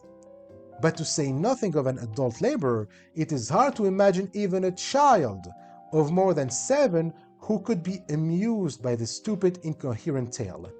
And yet a huge audience, The flower of the educated upper class sits through these 6 hours of mad performance and leaves imagining that, having given this stupidity its due, it has acquired a fresh right to regard itself as progressive and enlightened. So back to emotional damage. So that's how Tolstoy's esteem is for upper class people, or the public, the Moscow public, to be more precise. But don't think you are any different. So the Moscow public exists everywhere today. It's not simply the Moscow public as a place, but a type of audience. It's a small, self-identified elite that prides itself on refinement, yet has become incapable of being genuinely moved by art. So it replaces feeling with fashion and admiration for what it thinks it ought to admire. And so Tolstoy defines it like this. It is 100th part of that public which regards itself as most enlightened and counts it to itself and counts it to its credit that it has lost the ability to be infected by art to such a degree that it is capable not only of being present at this stupid falseness, but even of admiring it. So you can also think of the Paris public. You have regular attendees of avant-garde theater, opera, or gallery openings, people who try to, signal cultural literacy rather than seek emotional experience, and where applause often follows, recognition, like this is important, rather than, being moved. Like you have admiration for works that are intentionally obscure or inaccessible, and social pressure to appear to understand or feel something. So the contemporary New York art scene is another example of such a public or festival audiences, the kind of rich assholes that go to events like Le Festival de Cannes or Venice Biennale. Tolstoy even mentions the Bayreuth Festival, a musical festival held in Bayreuth in Germany, which is annually held in a theater that King Ludwig II of Bavaria built in 1876 for the production of Wagner's operas. And to this day, they are still performed at the festival. The festival was then directed until 2008 by Wolfgang Wagner, Richard Wagner's grandson, and whose mother had a thing for Hitler. What a shocker that this family flirted with the Nazis, right? And today the festival is directed by Wolfgang's daughter, Katharina Wagner, so Richard Wagner's granddaughter. So what's there not to like about these people, right? Who doesn't want to be surrounded by people who regarded themselves as refined, educated, coming from all over the world, spending about 1,000 rubles per person just to see the performance, and for 4 days in a row sitting it out for 6 hours a day, they went to watch and listen to this absurdity and falseness. Now the question is, what is wrong with these people? But, he says, but why do people still go to these performances, and why do they admire them? The question involuntarily arises, how is the success of Wagner's works to be explained? Well, the reason is hypnosis, which is attained through two things. Wagner uses perfectly the four methods to produce counterfeit art: borrowing, imitation, effectfulness, and diversion, and also the public is just following the taste it is accustomed to, so out of habit. So starting with Wagner himself, so the guy enjoys an exclusive position, having a king's resources at his disposal. So this allows him to have access to the necessary resources to produce the most counterfeit work possible.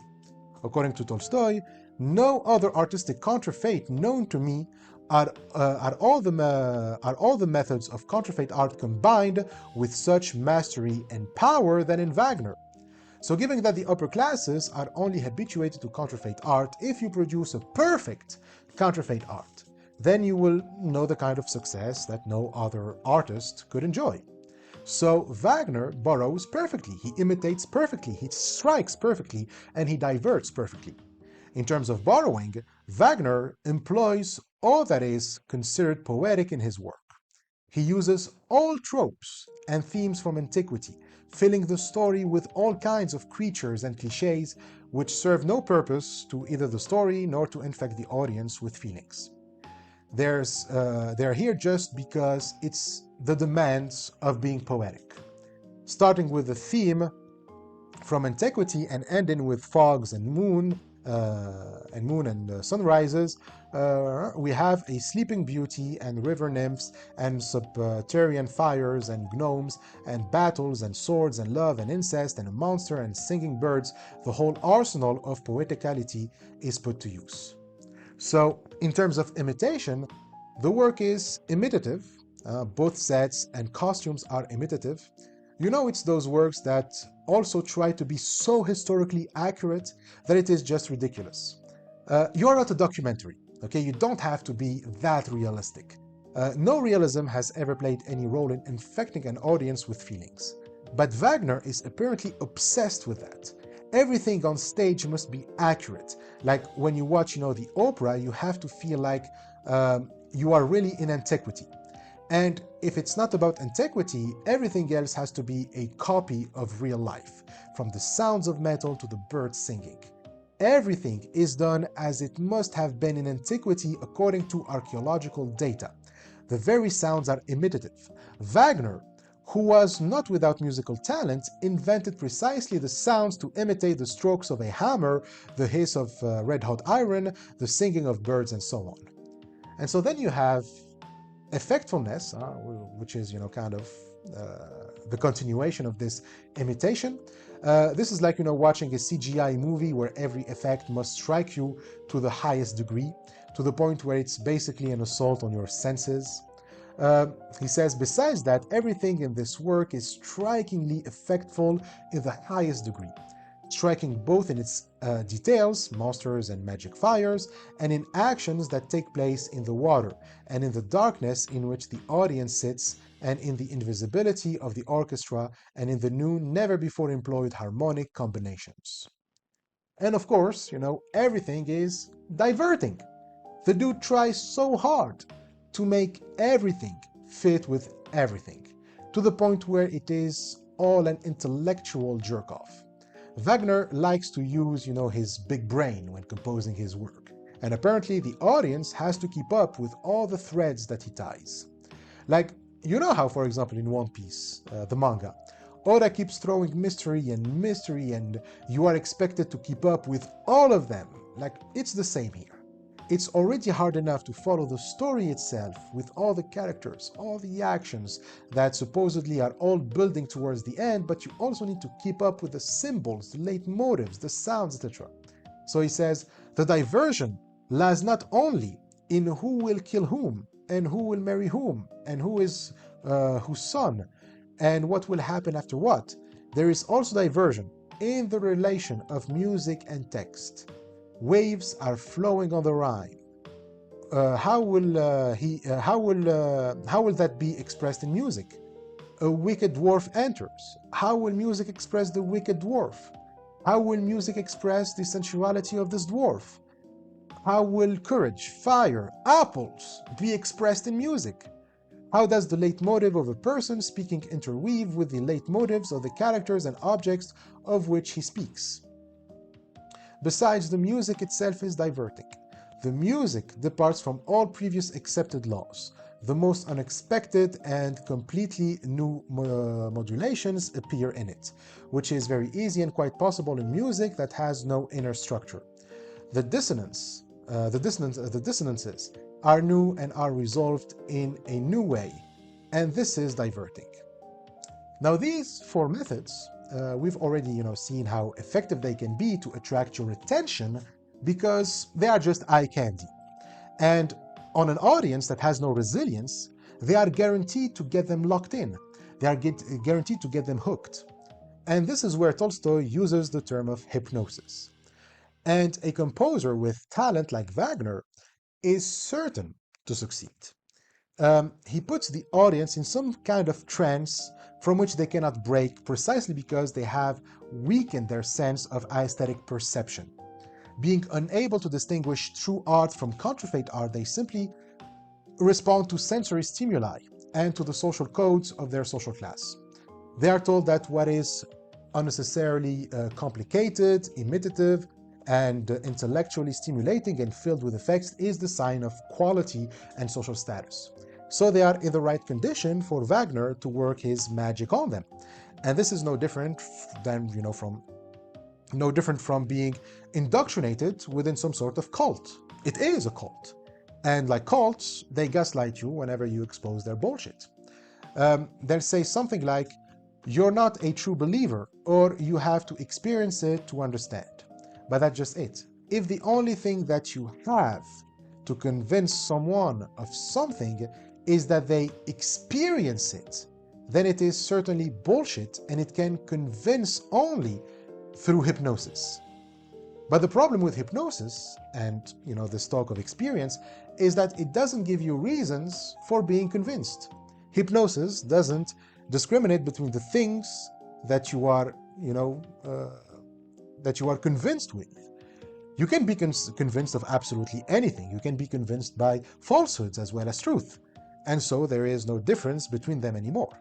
And that's what's happening, with the audience here. Being in a state of hypnosis, they're incapable to see that what they are being fed is artistic garbage. Just like when people cannot make a distinction between nutritious food and junk food because junk food is so delicious and that taste atrophies their senses of knowing, what is best for your body. You live like someone who no longer knows the difference between junk food and healthy food. That's, someone who is hypnotized right there. So to quote Tolstoy, these poetical, imitative, striking, and diverting qualities, owing both to Wagner's peculiar talent and to his advantageous position, are brought to the highest degree of perfection in these works, and affect the spectator by hypnotizing him as a man who listens for several hours to the ravings of a madman uttered with great oratorical skill will also become hypnotized. They say you cannot judge without having seen Wagner's productions in Bayreuth, in the darkness where the music is not seen, being placed under the stage, and the performance is brought to the highest degree of perfection. But this precisely proves that it is a matter not of art but of hypnosis. The spiritualists say the same thing. In order to convince people of the genuineness of their vision, they usually say that you cannot judge, you must experience it. That is, spend several hours in a row sitting silently in the company of half-mad people, and repeat this about 10 times, and then you will see everything that they see. So how could one not see it? Only put yourself in such conditions, and you will see whatever you like. This can be achieved in a still quicker way by drinking wine or smoking opium. It is the same when listening to Wagner's operas. Try sitting in the dark for 4 days in the company of not quite normal people, subjecting your brain to the strongest influence of sounds calculated to excite the brain by strongly affecting the nerves of hearing, and you are certain to arrive at an abnormal state and come to admire the absurdity. That does not even take 4 days. The 5 hours of a single day's performance, as in Moscow, are enough. Not 5 hours, but even 1 hour is enough for people who have no clear idea of what art ought to be, and who have formed the opinion for themselves beforehand that what they are going to see is wonderful, and that indifference to or dissatisfaction with this work will be proof of their ignorance and backwardness. I watched the audience at the performance I attended. The people who guided the whole audience and set the tone for them were people who had already been hypnotized and had fallen once again into the familiar hypnosis. These hypnotized people, being in an abnormal state, were completely enraptured. Besides, all the art critics who lack the capacity for being infected by art and therefore especially appreciate works like Wagner's operas, in which everything is a cerebral matter with an air of great profundity, also approved this work, which gives abundant food for philosophizing. And these two groups of people were followed by the big city mob, indifferent to art, their capacity for being infected by it, perverted and partly atrophied, with princes, rich men, and Mycenaeans at their heads. So these are the wealthy patrons of art, people who fund art. They are called after Gaius Cinius Maecenas, not sure of the pronunciation. So he was a wealthy Roman diplomat who famously sponsored iconic poets like Virgil and Horace. So these figures who, like bad hounds, always join those who express the loudest and most resolute opinion. Oh yes, of course, what poetry, remarkable, the birds especially. Yes, yes, I'm quite won over. So these people repeat, each in his own way, the same thing they have just heard from those whose opinion seems trustworthy to them. Even if there are people who are insulted by the senselessness and falseness, they keep timidly silent, as sober people keep timidly silent among the drunk. And so, owing to its masterful counterfeit of art, a ceaseless, crude, false work which has nothing to do with art goes around the world, its production costing millions and perverts more and more the tastes of upper-class people and their notion of what art is. So yeah, he perfectly describes a cult here. People just follow whatever the leaders are throwing at them, and even those who are skeptical dare not to speak out of fear of being, outcasts. And so that is how Wagner ends up being recognized as an artist, and perhaps the greatest artist of all. And that's it for chapter 13. And now moving on to 14, it continues this idea that the reason why audiences keep consuming such junk is because, well, they are under the influence. So most of Tolstoy's explanation for why counterfeit art spreads this much lies in its authority. We have been habituated to regard whomever holds authority on us as reliable in their judgment that we simply believe them on anything. And sure, that authority can be grounded on expertise. We believe scientists or philosophers because they have knowledge and they tend to give the aura that they are smart and shit. However, we should always remain skeptical of authority because, as Tolstoy says, I know that the majority of people who are not only regarded as intelligent, but are indeed intelligent, capable of understanding the most difficult scientific, mathematical, and philosophical reasonings, are very rarely capable of understanding a most simple and obvious truth. If it is such as requires that they admit that a judgment they have formed about something, sometimes with great effort, a judgment they are proud of, which they have taught to themselves, on the basis of which they have arranged their entire life, that this judgment may be wrong. All right, so we have two things here. On the one hand, difficult or sophisticated reasoning, and simple and obvious truths on the other. The reason why we should remain skeptical of authority when it is about knowledge is that their authority comes from the former. They enjoy an authority because they are intelligent, meaning that they can form such reasoning, difficult and sophisticated reasoning. And sure, we can admit that being able to form and understand such judgments or such reasonings, they make them more reliable than others in some domains, but that doesn't mean that they are also capable of understanding simple and obvious truths. Quite the contrary, they tend to be incapable of doing so, and they even show complete skepticism towards such truths. For them, if it's not sophisticated and complicated, if it doesn't fringe on the border of the incomprehensible, then it cannot be true. The problem with this is that if you think that truth or what should be considered true depends on how demanding it is to understand, it will also imply that you can never afford to be wrong because of the effort you are going to put in forming that reasoning. The more demanding the reasoning is, the greater the time and effort to invest in it. And so the worst thing that can happen when you dedicate your whole life to theories and reasonings that are this demanding is that it turns out that you are wrong. Your knowledge then becomes more about, saving face than about actual knowledge. Thus, even in the domains in which sophisticated reasonings can claim to be reliable and thus authoritative, it ultimately becomes unreliable since the people invested in it are most likely to perceive and try to save their theories by all means if challenged. But it's also worse when it comes to art. Aestheticians are precisely scientists doing art. which is essentially, about simple and obvious truths. I mean, art is about that. Art, like scientific, mathematical and philosophical reasoning has to be demanding, otherwise it's not art. But given that art isn't like that at all these theories are bound to be wrong. And given that we said that, that most of them would refuse to admit that they are wrong, there's perhaps no other field where this vice is prevalent than in artistic circles. Tolstoy himself is aware that there is little hope that the arguments that I am presenting about the perversion of art and taste in our society will be not accepted, but even seriously discussed. Precisely, because the aestheticians that he's targeting will never accept his argument, since it is telling them straight up that you are all wrong. But that's no reason to give up on Tolstoy's study, and so let's get to the end of it. So let's restate Tolstoy's main thesis.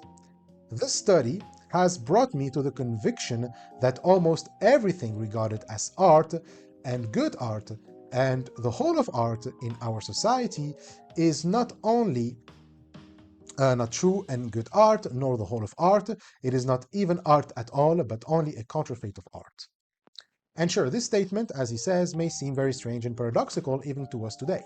What Tolstoy says about art of his time and applies to others, but that's because we still look at art in the same way as the aestheticians of the 18th up to the 20th century.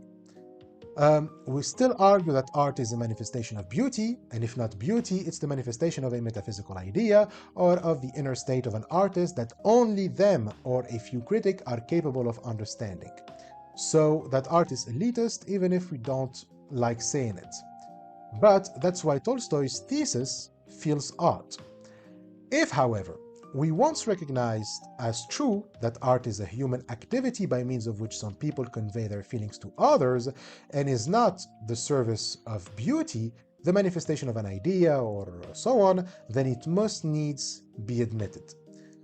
If it is true that art is an activity by means of which one man, having experienced a feeling, conveys it consciously to others, then we must inevitably admit that of all that among us is called the art of the upper classes, all these novels, stories, dramas, comedies, paintings, sculptures, symphonies, operas, operettas, ballets, etc., which pass for works of art, there is hardly one in 100,000 that originated in a feeling experienced by its author. The rest are manufactured works, artistic counterfeits, in which borrowing, imitation, effectfulness, and diversion replace infection by feeling. So this again can seem like a bold statement, like really the proportion of works of art, of true works of art, to the number of these counterfeits is 1 to hundreds of thousands? Like when we look at the abundance of works of art that we have and we produce each day, if we take hundreds of thousands of them, only one will turn out to be a true work of art, while all the others are counterfeits. And Tolstoy says yes, and he can mathematically prove it. According to him, there are 30,000 artist-painters in Paris alone. This is not France, but just Paris. Okay, but let's suppose that there are no other artist-painters in France, so 30,000. Let's suppose that there must be the same number in England, the same in Germany, the same in Russia, Italy, and some smaller countries combined. So with just, the 4 countries now mentioned, Russia, Germany, Italy, and England, we have at least 120,000 artist-painters in Europe. So normally it should be 150,000 because 120,000, that's 30,000 times 4, but there's also France, so it should be times 5, but whatever, let's roll with it. So at least 120,000 painters. Let's also suppose that there is at least also as many, musicians and as many artistic writers. And so you get to 360,000 artists, but we can just settle just, 300,000. So let's suppose now that the least productive artists produce at least 3 works each year, and many produce 10 or more. then every year yields 1,000,000 works of art. 3 times 300,000, that's 900,000 works. And this is if we suppose that all of them produce the least. So every year, at least 1,000,000 works of art. So obviously, in all the time since upper class art separated from popular art, millions of works have been produced. And this is already too much even by the standards of the upper classes. Even by their definition, only a small portion of these works are actually art, since they claim that art is elitist, and there is no way that an elitist art produces millions of works. But even if we accept that, these are genuine art from the standards of the upper classes, we run into a bigger difficulty. Even if these works are indeed beautiful, deep manifestations of the idea or whatever, there is no way that even among the greatest connoisseurs of art, every single one has actually received an impression from all these alleged works of art or even come to know of their existence. So only a few minority of those works have been experienced, provided an impression to the connoisseurs themselves, or are even known. And of course, outside the working class, it's even, worse, since you can be sure that all the working people have no idea of these works. Okay, I mean, in the working classes, it's even worse, since working people don't know that these works exist. So if we look at the number of works that are actually known by the people of the upper class, of course, well, they cannot know even 1/100th of these works, and do not remember the ones they did know. And therefore, most works of art, even by the standards of the upper classes, are produced by the upper classes and aren't even art. They all come in the guise of art, but produce no impression on anyone, except at times an impression of amusement on an idle crowd of rich people, and disappear without a trace. So a possible objection to this is that no one ever claimed that everything produced by the upper class is actually art. The upper classes and their aestheticians can claim that they may not know of more than a thousandth of works produced, by their class, but the ones, they know of and remember are true works of art. But given that true works of art are rare, you need to massively produce works so that you can get, a few true works of art. So if it were not for this huge number of unsuccessful attempts, there would be no true works of art. And to this, Tolstoy argues that this is like you eat some bread and tell the baker that this bread is disgusting, and the baker replies with, if it were not for 100 ruined loaves, there would be not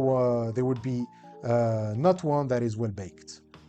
So that argument may work when the subject is gold, meaning that if we were talking about gold, we can say that wherever, there is gold, there is also a lot of sand. But art isn't akin to gold, but to food. Anything that is necessary for human life cannot be as scarce as gold. And art is one of the necessary conditions for human existence, since it is the means through which we communicate our feelings to others, which is, necessary for entering into communion with our fellow men. Plus, as Tolstoy says, or as this is, the fact that there is little gold for a lot of sand, this can in no way serve as a pretext for saying that a lot of stupid things in order to say something intelligent. So that's a stupid reply, and still nothing justifies this massive production of work, and the sacrifices for it just for just a few good works that even the class that is toiling for their production doesn't even get to enjoy it. So here we are, surrounded by millions of works that are considered artistic, which none are actually artistic, and the only distinction the upper classes make about most works are the ones they call true art, is like the distinction between diamond and glass. The former only have value to the stupid and decadent whose sense of taste is perverted, whereas the wise and normal people would see both as worthless. So he says, thousands of lyrics, thousands of long poems, thousands of novels, thousands of dramas, Thousands of paintings, thousands of musical compositions appear one after another. All the poems describe love or nature or the author's state of mind, and all of them observe meter and rhyme. All the dramas and comedies are splendidly designed and performed by excellently trained actors. All the novels are divided into chapters. They all describe love and affecting scenes and describe true details of life. All the symphonies contain their allegro, andante, scherzo, and finale, and they all consist of modulations and chords and are played by musicians trained to the point of refinement. All the paintings in their gift frames vividly portray persons and accessories, but among these works of various kinds of art, there is one in 100,000 which is not simply a little better than the others, but differ from the rest in a way a diamond differs from glass. The one cannot, be bought for any money, so precious it is. The rest not only have no value, but are of negative worth, because they deceive and pervert taste. And yet, superficially, for a man with a perverted or atrophied sense of understanding of art, they are exactly the same. So, in short, when the upper classes say that they are making a distinction between the few successful attempts and the many unsuccessful ones, their distinction is completely arbitrary. So we can say that indeed recognizing artistic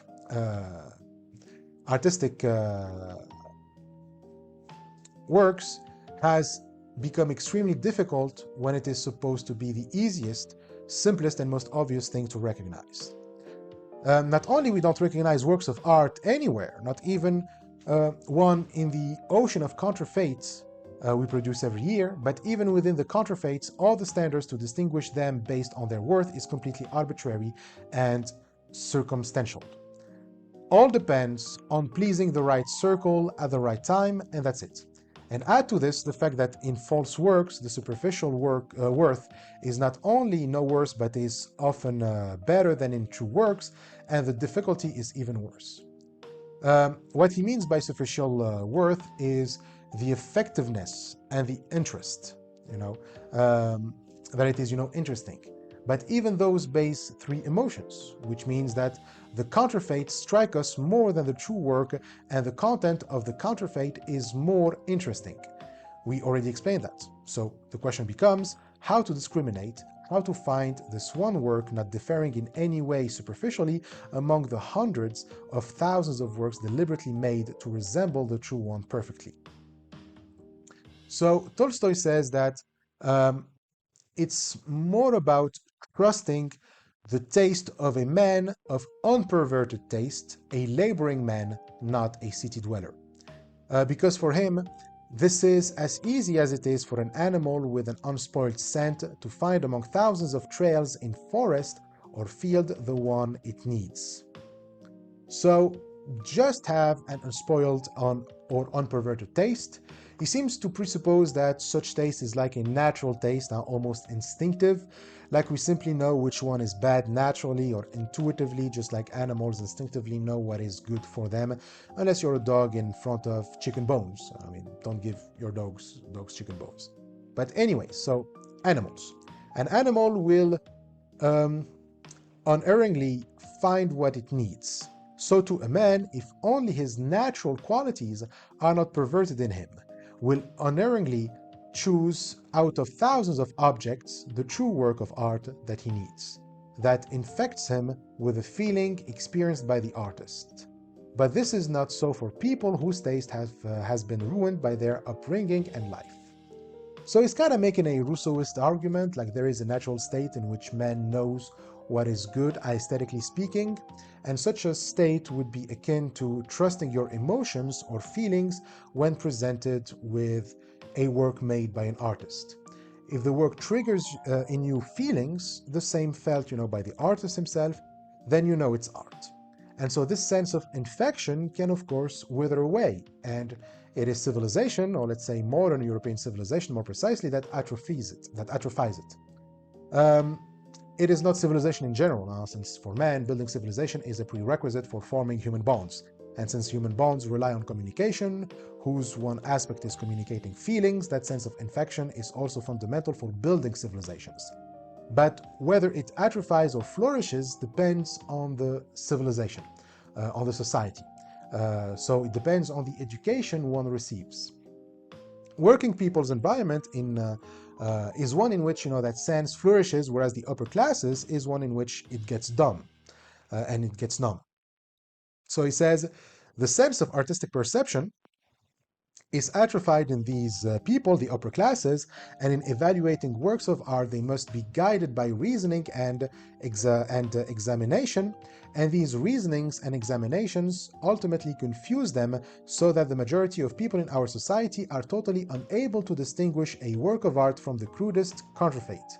People spend long hours sitting in concerts and theaters listening to the works of the new composers, and they consider it their duty to read the novels of the famous new novelist and to look at paintings that depict either something incomprehensible or the same things over and over, which they see much better in reality, and above all, they consider it their duty to admire it all, fancying that these are all works of art.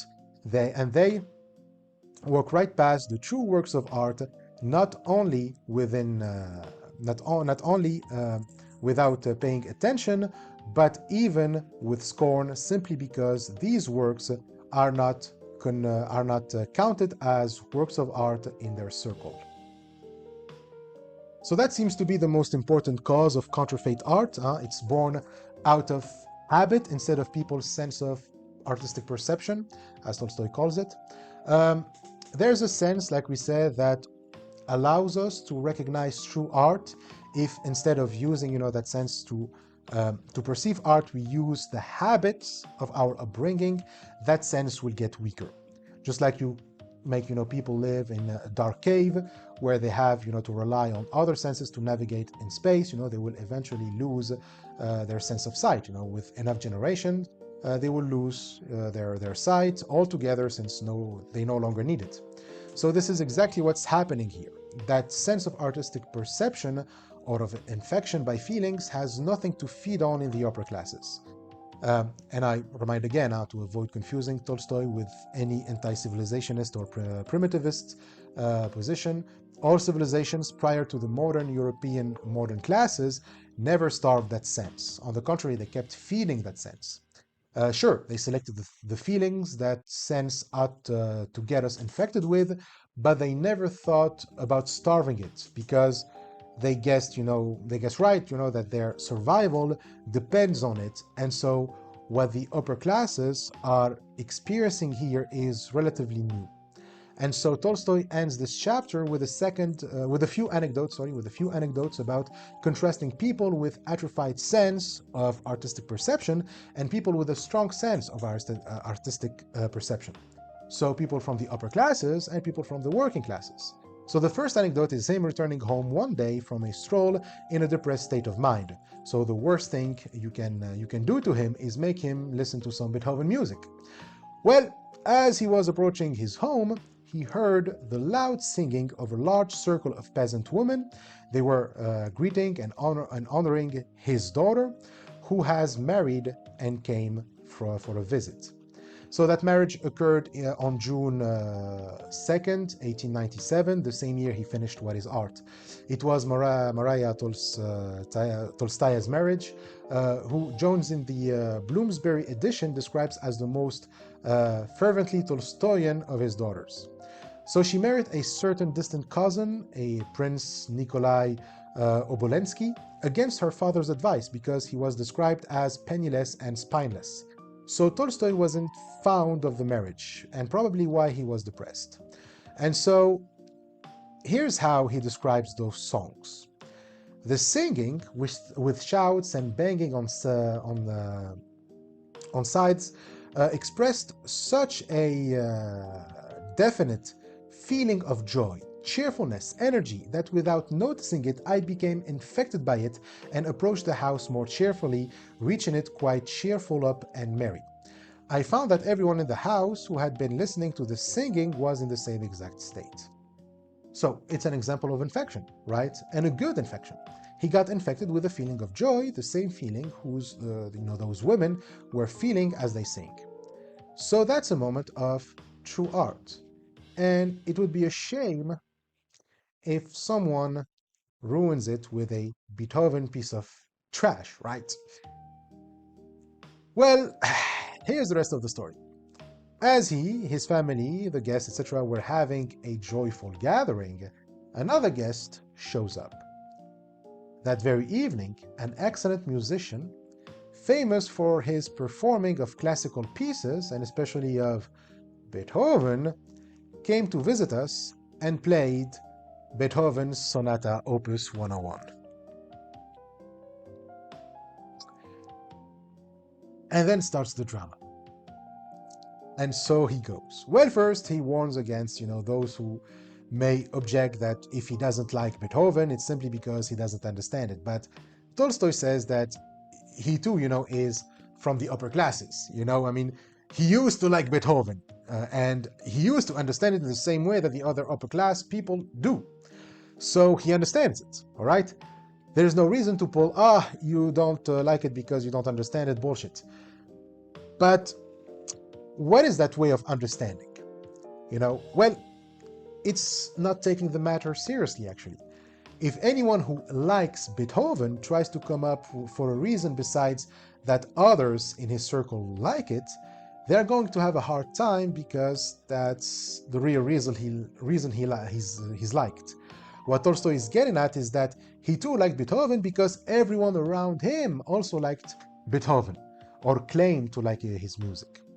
And what triggers this is that the piece that was played that evening, being a late Beethoven piece, was so different from the earlier Beethoven, like badly different, that something happened in Tolstoy and he started wondering why he even likes Beethoven. So he looks around him and no one seems to be bothered by the bad music, and so he wonders why. Why didn't anyone at least feel a slight discomfort, given the obvious difference between the sonata and the other, earlier works of Beethoven? Like, didn't anyone wonder if it was even really a Beethoven piece? So that's what it means to take it seriously. It's to actually think and wonder, why do I even like this? And more importantly, do I really like it? Or was I told to like it because it is Beethoven and everyone around me likes it? Is it really out of the song's merit or out of habit that I like it? Is it because it is art that I like it? Or is it because I like that it is art? Anyways, something happened that evening. Something shattered Tolstoy's taste, and he was suddenly awakened and realized that this taste was perverted all along. And so he sees the same thing happening in the audience that night. No one understands late period Beethoven. And yet the audience acts as if they heard a masterpiece, absolute music, and yet Tolstoy only sees boredom on their faces. Like, none of them enjoy the music, none of them enjoy the piece, but they feel like they have to. Like the audience at Wagner's opera. And so he says, I consider it necessary to observe for those who would explain my opinion of this sonata of Beethoven by my non-understanding of it, that being very susceptible to music, I understand all that others understand in this sonata, and as well as any other works of Beethoven's late period in the same way as they do.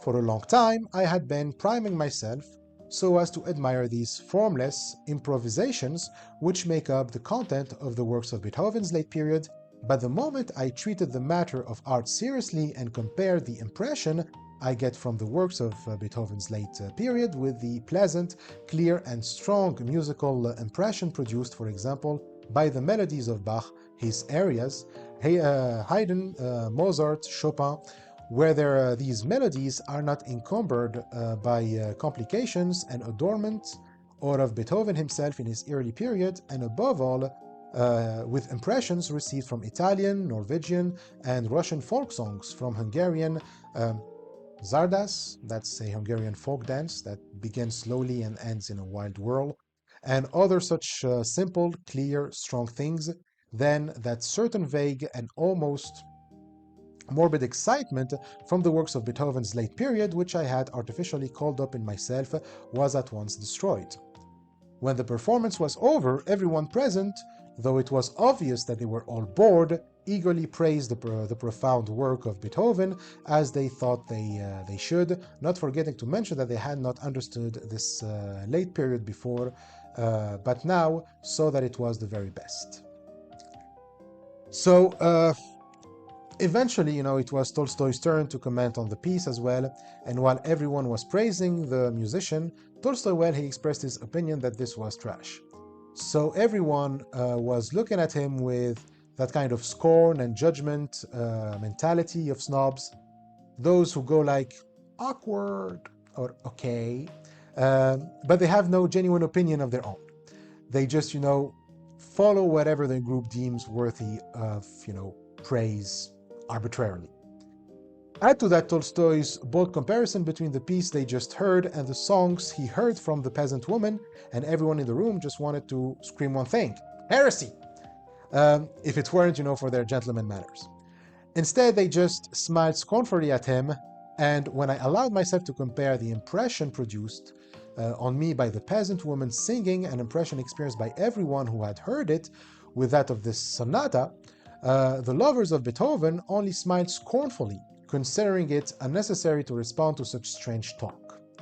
And yet the woman's song was true art, conveying a definite, strong feeling, while the 101's sonata, opus 101 to be correct, of Beethoven was only an unsuccessful attempt at art, containing one definite feeling and therefore not infecting one with anything.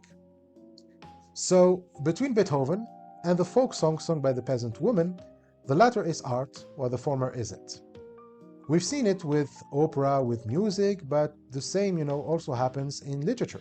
He says the famous novels and stories of Zola, Paul Bourget, Huysmans, and Kipling, which are praised all over Europe, have no shit on a story that Tolstoy came across in a children's magazine by a completely unknown writer about the preparations for Easter in a poor widow's family. So everyone loves Zola and Kipling. They read them, they collect their works, they praise them as genuine novelists, as geniuses of literature, and yet if you are looking for art, just read a children's magazine. And by the way, the writer of the story is a peasant. He's a certain Fyodor Fyodorovich Tishenko, I think that's how it is pronounced, with whom, Tolstoy exchanged letters and served as a mentor figure. So at first, Tolstoy didn't like Tishenko because Tolstoy felt like he was imitating gentry literature, using foreign words, addressing himself to an intellectual readership, and writing for money. But he eventually came to liking the guy and even gave, generous encouragement to him. And once in a letter to Chertkov of 13 May 1887, he compared him to Dostoevsky. So I didn't find the letter, but I know this from a footnote in the Bloomsbury edition of What is Art. Also, I couldn't find the story Tolstoy is referring to, so unfortunately, because I was interested in it. But, I have the plot here. I mean, Tolstoy gives the plot. So there it is. The plot of the story is that the mother, having with difficulty obtained some white flour, poured it out on the table to be kneaded, and went to get some eats, asking the children not to leave the cottage and to watch over the flour. The mother left, and the neighbor's children came running to the window, shouting for the ones in the cottage to come out and play. The children, forgetting their mother's order, run outside and start playing. The mother comes back with the yeast and finds a mother hen, so a chicken, on the table, throwing what is left of the flour to the dirt floor for her chicks to pick up from the dust. The mother, in despair, scolds the children. The children cry. The mother feels sorry for the children, but there is no more white flour. And so, to cheer them up, the mother decides to make a kulich. which is a rich and dense Yeats bread, cylindrical in form, baked especially for Easter. The mother baked it from sifted rye flour, glazed it with egg white, and put eggs around it. Rye beer's my delight. It's the grandpa of white. The mother recites this proverb to the children to comfort them for not having a kulich made from a white floor, and the children suddenly go from despair to joyful rapture, each one repeating the proverb, and they look forward to the kulich with all the more merriment. So yeah, cute. So the proverb, a Russian proverb, it is rye bread is the grandpa of white bread. I'm gonna try to say it in Russian, but I'm probably going to butcher it. So, Chernaya Klebushka Kalashu Debushka. So it means that the fancier the product, the kalash, ultimately depends on a more basic one, the rye bread. What is humble is often more fundamental and essential than what is elegant. And I know from still the Bloomsbury note that the proverb was the title of the story, but again, I couldn't find it. So anyways, compare that with the novels and the stories of famous writers praised all over the world. None of them can top that story, according to Tolstoy, because you actually don't feel anything as you read Zola, according to Tolstoy again, but Tishenko's story glues you to the pages because there are feelings that the author intends you to have, and you had them. And so he continues, the reading of the novels and story of Zola, of Bourget, of Huysman, Kipling, and others with the most provoking subjects did not touch me even for a moment, but I was vexed with the authors all the time, as one is vexed with a man who considers you so naive that he does not even conceal the method by which he wants to catch you. From the first lines, you see the intention behind the writing, and all the details become superfluous. You feel bored. Above all, you know that the author never had any other feeling than the desire to write a story or a novel, and therefore no artistic impression results from it. Yet I could not tear myself away from the unknown author's story from the children and the chicks, because I immediately became infected by the feeling which the author had obviously lived, experienced, and conveyed. And so the same occurs in painting. Another comparison between upper-class art, that we are told is the best art and must be, praised everywhere by everyone, and popular art, unknown by the critics, the connoisseurs, and the theater-goers, and sometimes, by the same artist. So Tolstoy provides two examples. One example is between two works of the same artist, and the next example is by two different artists. So the first example, in Russia, we have the painter Viktor Mikhailovich Vasnetsov. He painted the icons for the Kiev Cathedral. Everyone praised him as the founder of some sort of new Christian art of a lofty sort. He worked for decades on these icons. He was paid tens of thousands of rubles. And all these icons are bad imitations of imitations of imitations, and do not contain one scintilla of feeling. And this same Vasnetsov drew an illustration for Turgenev's story, The Quail, which I couldn't find either, by the way, and neither the illustration, and it tells of how a father killed the quail in his son's presence and then felt sorry for it, portraying the sleeping boy with a protruding upper lip, and above him, like a dream, the quail. And this illustration is a true work of art. The second example is a comparison between Delmas, or Dolman in Maude's translation, and Walter Langley, an English genre painter. Now, we don't know anything about this Delmas, so we don't know what painting Tolstoy is describing, but it is implied that he was known in England back then. So he says, in the English Academy, possibly the catalogue of the English Academy exhibition of 1897, two paintings come next to each other. One is by J.C. Delmas and portrays the Temptation of St. Anthony. The saint is on his knees, praying. Behind him stands a naked woman and some animals. One can see that the artist liked the naked woman very much, but could not have cared less about Anthony, and that the temptation not only does not frighten him, the artist, but is on the contrary highly agreeable to him. And therefore, if there is art in this painting, it is very bad and false. In the same catalog, there is next to this a small painting by Langley. So it's called In Faith and Hope. The word will disagree, and I can actually show it to you. So just one second. There it is. So there it is. So you know what? I'm just gonna put the picture. So right here, and I'm going to continue reading how Tolstoy describes it. So it is depicting a wandering beggar boy who has apparently been asked by a woman who feels sorry for him. The boy, tucking his bare feet pathetically under the bench, is eating. The woman is watching, probably wondering if he wants more.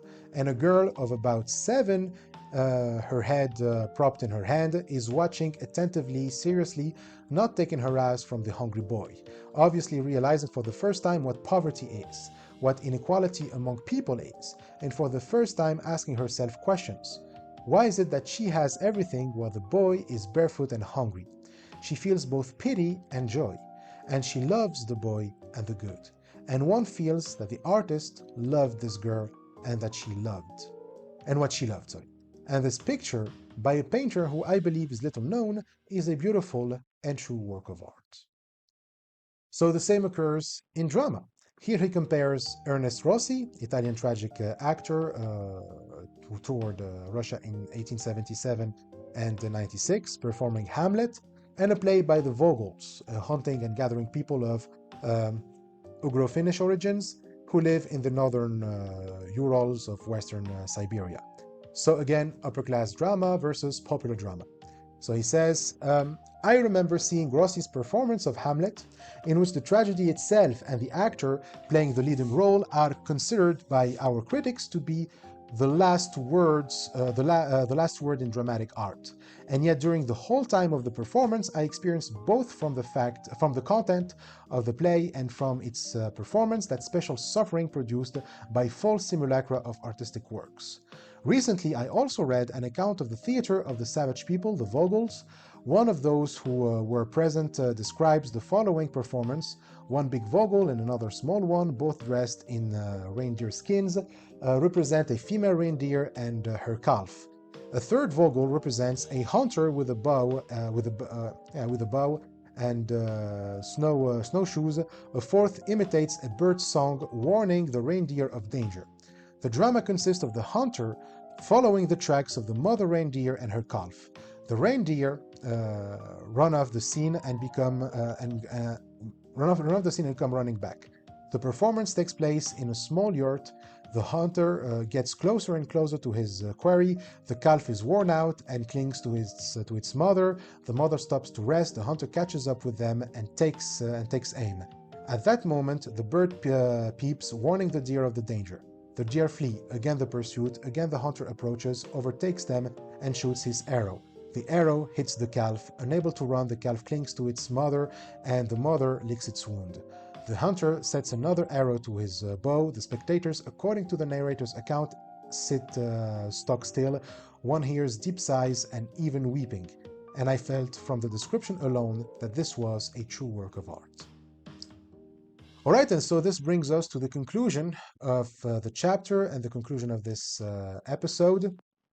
He says, what I am saying will be taken as a mad paradox, at which one can only be amazed, and yet I cannot help saying what I think, namely that people of our circle, of whom some write verses, stories, novels, operas, symphonies, sonatas, paint various sorts of pictures, make sculptures, while others listen to them and look at them, and still others evaluate and criticize it all, argue, denounce, triumph, erect monuments to each other, and have done so over the course of several generations, that all these people, artists, public, and critics, with very few exceptions, have never, save in early childhood and youth, before they heard any reasoning about art, experienced that simple feeling, familiar to the simplest man and even to a child, of being infected by the feelings of another, which makes us rejoice over another's joy, grieve over another's grief, merge our souls with another's, and which constitutes the essence of art,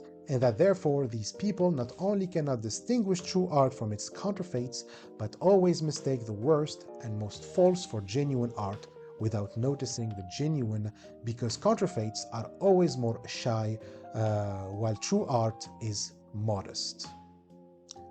And that's it for counterfeit art. Next week, starting from chapter 15, Tolstoy is going to dive into true art, the kind that infects us with the feelings of others, and to which, we have a sense of aesthetic perception, which in, simple men and children is sensitive to art, but through upper class education or indoctrination becomes numb.